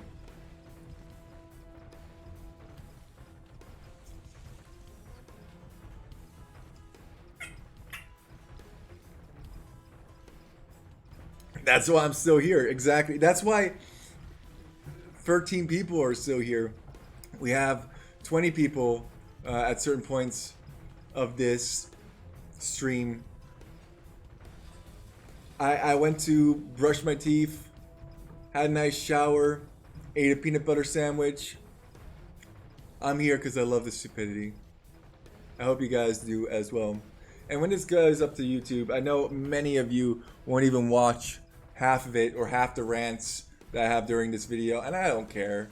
I don't do this for anybody but myself. It's enjoyable enough. And I think that's what really makes something sustainable, is if you enjoy it yourself and you are going to do it anyway, why not do it for other people as well? This is a game, this is a cast that I think Beeves will really enjoy, Apathy will really enjoy, Simus will really enjoy. And since I got to sleep for a long period of time as my teammates kept me safe, I think the least I can do is cast a game, have an epic, celebrate the 1-year anniversary of the Nom strategy, the Cannon Galleon strategy, and share it with the world. W, win. People come and go, but memes last forever. I do it for the memes. Yeah, I do it for the memes. I do it to push Age of Empires to the limits, to see what is possible.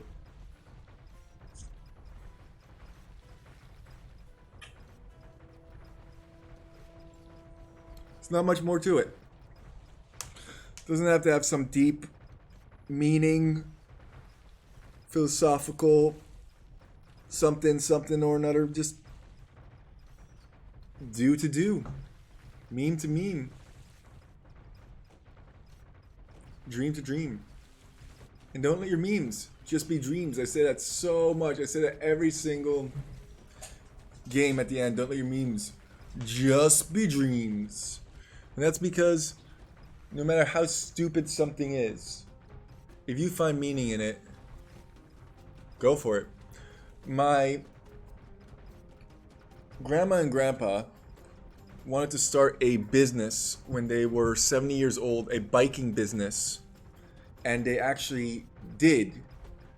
And they were working, they didn't have a lot of money. They were working out of the back of their van, and everybody told them that they were stupid for doing so, but they wanted an adventure. They believed in each other. They believed in their dream, in their meme, and they just went for it. They sent it, and they actually made a quite successful business doing bicycle tours all over Europe, America.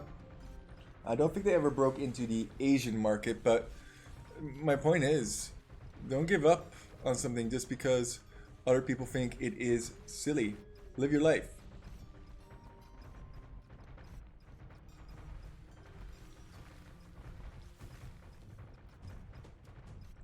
With a voice like that, I hope you a librarian in charge of kid reading hours. Dude, if you think my voice is great, listen to Teutonic Fortress. Here, we can listen to a little segment of him. Ooh, Teal is here. Teal's gonna get popped. Yeah, Teal's gonna get popped. You think my voice is majestic? Listen to this.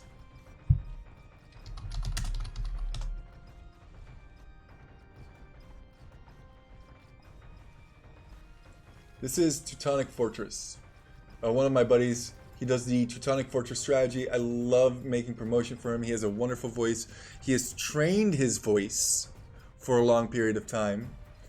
And this is how he now speaks, 70 to 80% of the time. Same mindset like your buddy, ha ha ha. He kept spamming that too. I'm not spamming anything. TikTok, how long will you waste your time? Good questions. It's a fair question, but it does not have an answer. Did you ask yourself that question too?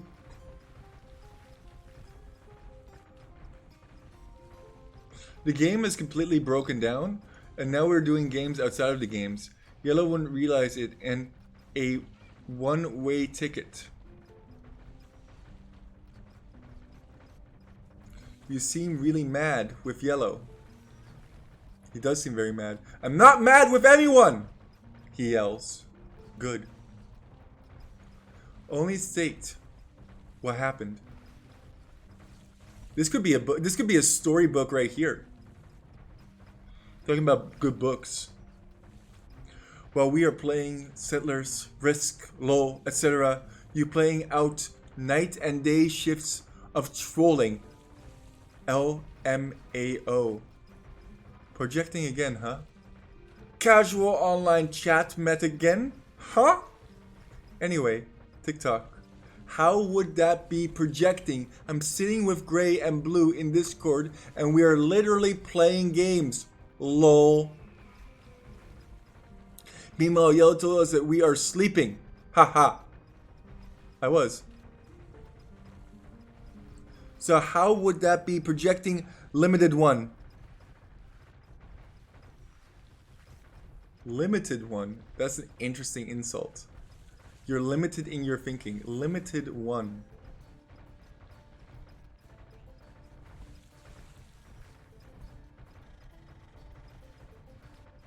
$19-hour mark on the horizon. Ooh, he's sending resources to Blue. I wonder if they're actually playing games on Discord. Maybe we created a bond between Gray, Blue, and Teal. That would be nice. Any units being produced? No units being produced. Alright, I can finally let you hear Teutonic Fortress, how he describes the land wall strategy. Enjoy. In Age of Empires, a battle ensued, two great kingdoms fighting to be viewed. As the strongest, the mightiest of all, that could hold their land, stand tall. One side chose to build a wall of stone, defended with bombs and camels alone. They strategized, their troops held strong, while the opposition battled on. But the wall held true, it stood with grace. The bombard towers secured their place. Keeps and gates, defenders abound. Their kingdom safe, they held their ground. For days they battled, envious eyes watched in awe as the wall did rise, a symbol of might, of strength untold, a story for ages yet to be told. And when the battle at last was done, the victor's glory shone like the sun. They had conquered the land, emerged on top, their wall of fire, an unbeatable crop. Their strategy had worked, their tactics sound, their kingdom safe, their future unbound. So they looked to the sky with breaths held tight, and celebrated this victory with all their might. That is Teutonic Fortress. Wonderful content creator. I hope you guys enjoy him. Make sure that you follow him on his YouTube. Costs you absolutely nothing to drop a subscribe. And he reads storybooks for kids as well. The Grimm brothers and sisters and stuff like that. Very nice. Lovely. Yeah, it was absolutely lovely. He puts a lot of effort into his voice. He wants to become a voice actor later on, and honestly, I don't see any reason why he could not become a voice actor. He is right now a delivery driver for GoFood or something in that nature, but I think he has much higher hopes and aspirations for himself. So if you want to help him out and recommend him to Disney to do the new Mandalorian or something in that nature, that would be very, very cool, in my opinion. Yeah, we have a lot of very cool people in this community, and I really appreciate every single one of you who is a part of it and what you add. That was actually written based on one of the strategies that we did on the channel called the Land Wall. Then we had another person, I think it was either Lifehack or Beeves, put it in ChatGPT and make a poem out of it, and then that poem was read by Teutonic Fortress.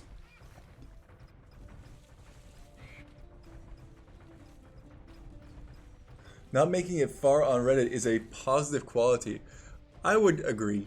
I think Reddit is one of the most, and no offense to people who love Reddit, but in my personal perspective, Reddit is one of the most toxic places that I know. The whole system of downvoting everything is downvote. You make something that you're very, very proud of. Maybe it has some glitches, some bugs, like right now, right? Because we have all of these projectiles being fired, and I don't have any slug of a computer. I have a pretty powerful PC, but even still, we have some of this going on over here. You upload it, and then immediately downvote this, downvote that. I hate this, I hate that. Oh my god, blah, blah, blah. Oh, I love this. There's one comment. It's just. I feel like it's a very negative environment, Reddit. But that's just my opinion on the matter. Mangano, let's go. Oh, bye bye. See ya. Yeah, Twitter is the same thing. It's all meh. Actually, I am off of most social medias. The only social media I do is YouTube. And I have a Facebook account, but it's not actually my Facebook account. It's not like I have my family and friends on there and stuff like that. It's called John Brown, and I'm basically Poop Lord on there. And I am part of the Facebook AoE 2 community, and I muck around there. And I find that to be more positive because you can only leave upvotes, smileys, wows, and all of that good stuff. And they allow me to post my content in there, which obviously I'm very proud of making content. I mean, I like sharing these odd strategies because I want to see more of these odd strategies on ranked. We had a huge Berber Villager Rush event, which was amazing. And actually, I think we are the reason that they nerfed Berbers to 5%. Because we had that huge Berber Villager Rush event. Hera even said in one of his videos, yeah, a lot more people are doing Berber Villager Rushes on ranked nowadays. Very strange ordeal. I don't know why this is occurring. And I'm just thinking to myself, I know exactly why this is occurring. Because we went out one day and we just had tens, if not 20s of peoples doing Berber Villager Rushes on ranked. Everything has advantages and disadvantages, and you can find some cool and interesting things on Reddit for sure. And TikTok as well. You hear Simas? Yes. Bees have slept for like literally 1 hour.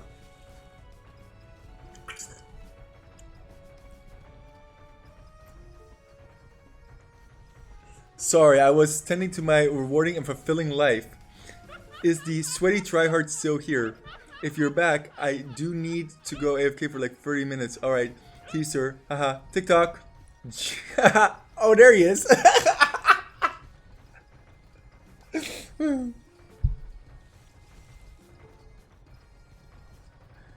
Oh, the autistic sweaty boy is back. Grab some more food. How did you know I sweat a lot? Quite simple. You know why. Interesting. I think both beeves and teal are a little bit too toxic, in my opinion. Just a little bit. Because I'm a American might be one of the reasons, but the major issue might be the fast food. I'm vegan. No fast food for vegans. That is true. Well, is there fast food? I don't know if that's true actually. Another lie. I'm a hippie. Sweaty virgin. Nah. Hippies wouldn't play AoE 2 for 20 hours. What? If we're making all these assumptions, does that compete your image of being autistic and your parents' basement? Redo on acid. Father America gave me LSD. Parents' basement was never mentioned, but if you say so, my house is the size of an entire country. I have a staff of 3 to clean it, so my wife and I sip sangria in the pool. Well, we're sipping sangria in this pool, aren't we?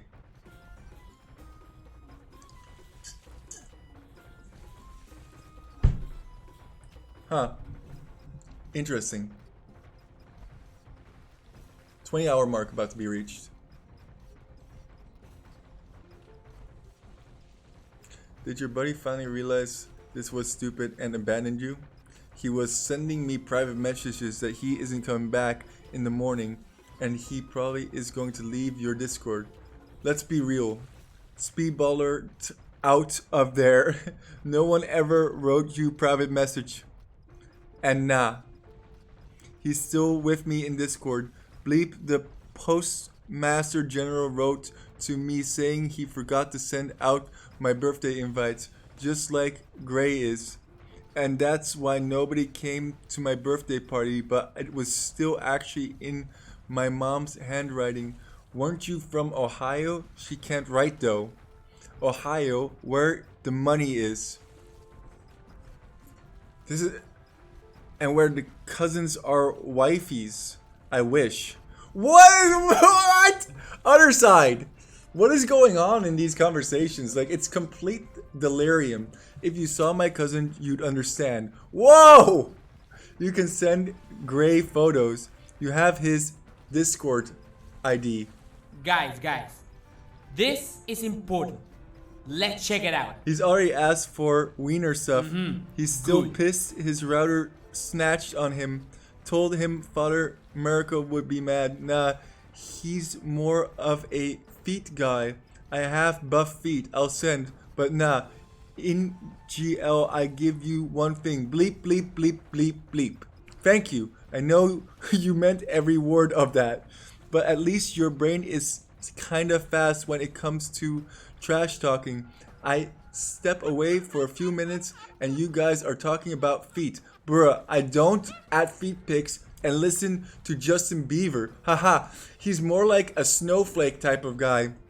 Oh yeah, you know me. I'm really mad. Calm down, bro. It's Ook. Now you simply a stick bleep. No, you. But that's fine. What? Stepsis says she's stuck. BRB.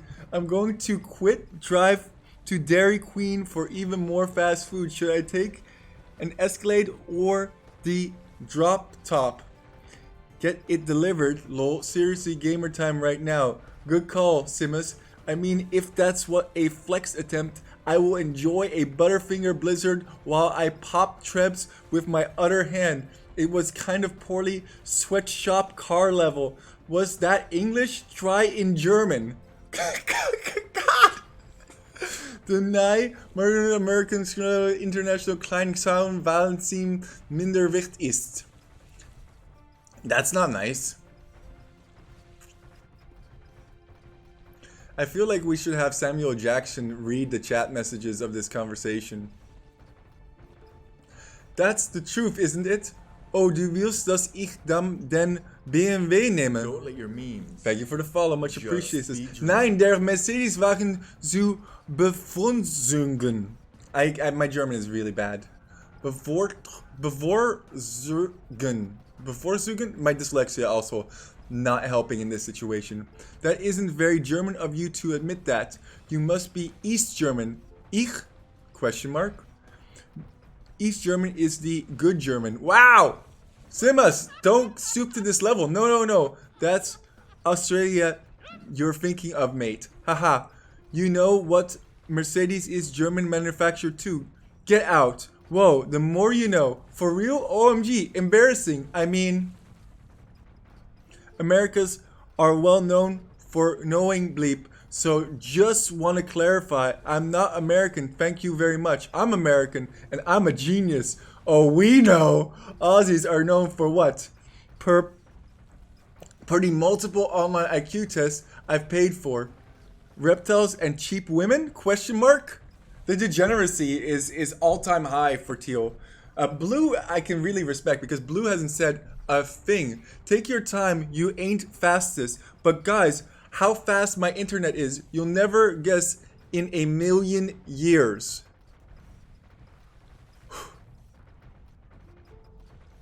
Yeah, I don't know what you've tuned into, dude. I love it when you don't know how to insult me.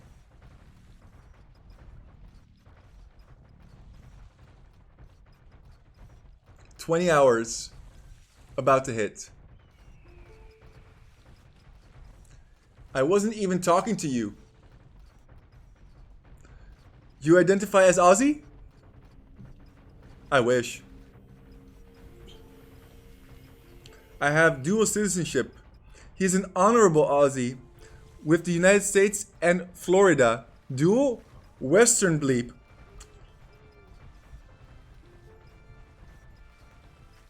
No, Florida is East. Dual wielding citizenship is OP. Dual wielding citizenship is OP. I mean, that is true. It gives you more options in life. Florida is basically Cuba, right?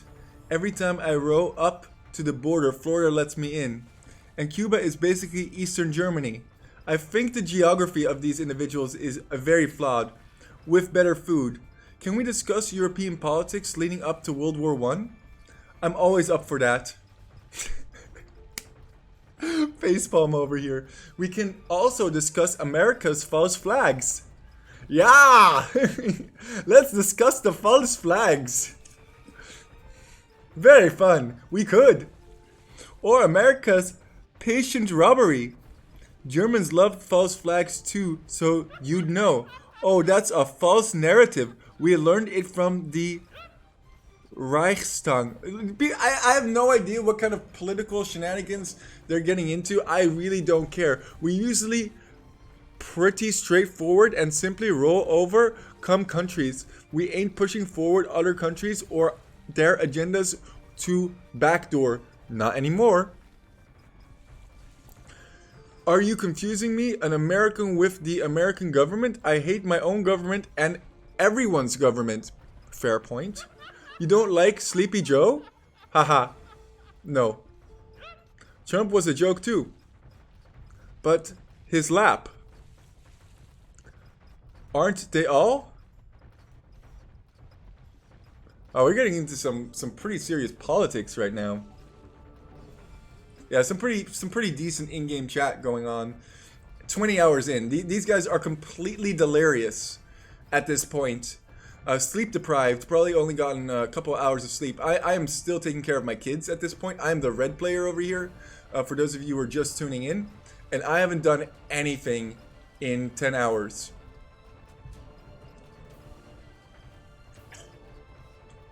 Apathy is still in feudal age, just FYI.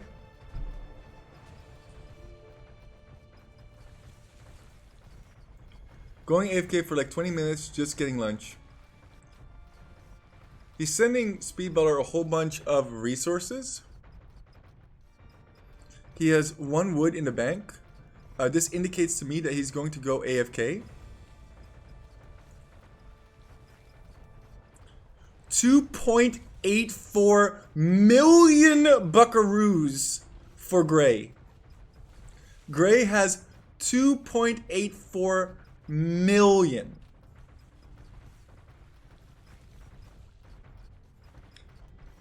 I'm not gonna read all the government related chats over here. It's fine.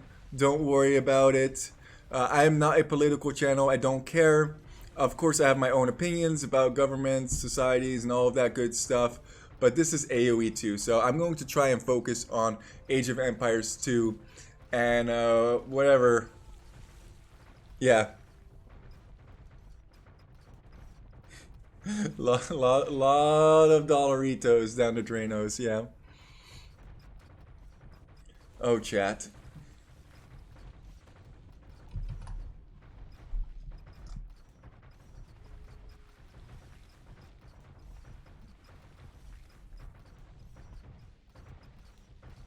Let's see.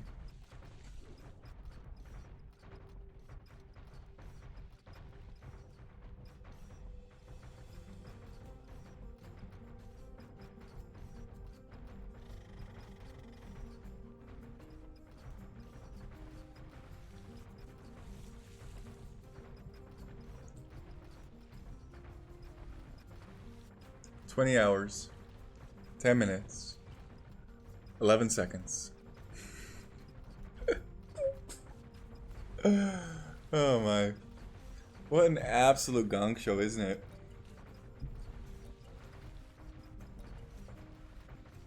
The key in a nom is really to tilt them without tilting them so much that they will never resign. You gotta make it clear that you are trolling them, but not to the point where it's maliciously intended. Because Teal has now gotten to the point where he is never, ever, ever, ever going to resign. The only way this guy is leaving is if he has to sleep or if somebody pulls out his Ethernet cord. These are the only 2 ways. Getting the mining camp. That's funny. Pop, pop, pop, pop, pop, pop. Everybody.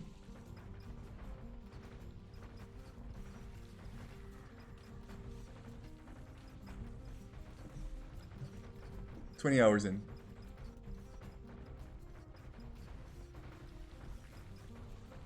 The trading routes? Yeah, the trading routes are insane. I mean, like, look at this. There's even a wonder over here. God, can we get the whole... There's 3 main sections over here. It looks like gray and blue are mostly on this one over here. Wait, maybe we double click a... But it's gonna be difficult. Oh, not too bad. Yeah, gray seems to be mostly on this highway and this highway over here. Teal is mostly on this downward highway here and this one up here. Who else do we still have in here? Blue. Blue is only on this highway over here. That's interesting. So gray is on multiple. Teal is on this one primarily, and blue is on this one primarily. So this one must be all gray. Yeah. This one's all gray, and then gray is also in on this trade route over here. That's beautiful, isn't that? That's kind of cool. Teal. Oh, Teal also has some going to this far highway. This one seems to be used by everyone.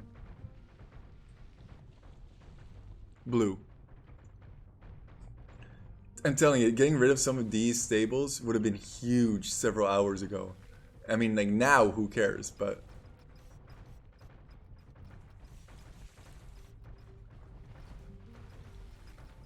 What have they done with the bottom lake? Yeah, so Teal has made this a refuge, and I think he's thinking I'm going to go AFK pretty soon. And I'm going to put a whole bunch of cannon ships in this bottom area. And then I'll make it a 48-hour game, and they'll never be able to get out. The only problem with that is that he's Huns, and he doesn't have the most amazing cannon ships in comparison to Spanish as well as Turks. He doesn't have the range, nor does he have the faster firing speed, but it is a valiant idea. Blue, by the way, also still has... Oh, did he not have cannon ships over here? I thought Blue had some cannon ships over in this area, but I guess he deleted them and opted to go for more trade instead. It's always great if they try and do an Uno reverse card on you and get a reverse nom. You're talking like you've seen this before? I have had somebody do an Uno reverse on me before. It was actually very satisfying. I have seen a lot of stuff that you guys are probably like, wait, what? The Uno reverse games are probably my favorite. It was a Smurf too who did an Uno reverse 4-hour game with me. Very special game. I also had my 1-year-old play for me, and he deleted one of my frickin' trade ships, or transport ships, which was very unfavorable, but we made it work nonetheless. I love playing with my kids and playing Age of Empires with them. I'm definitely going to make some sweaty gamer chads when they grow up, that's for sure.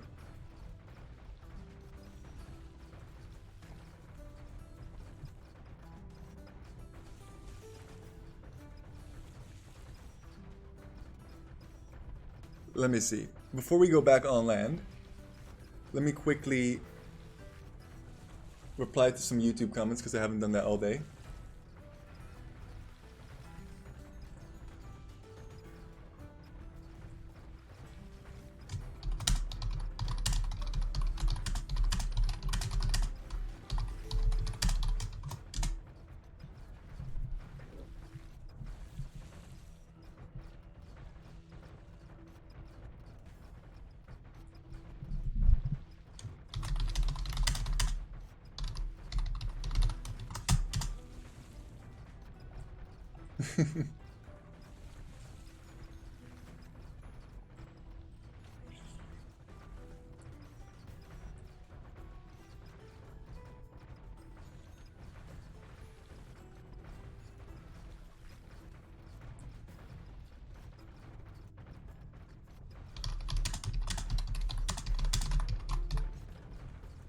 Ooh, we have some conversation. You back, Simas?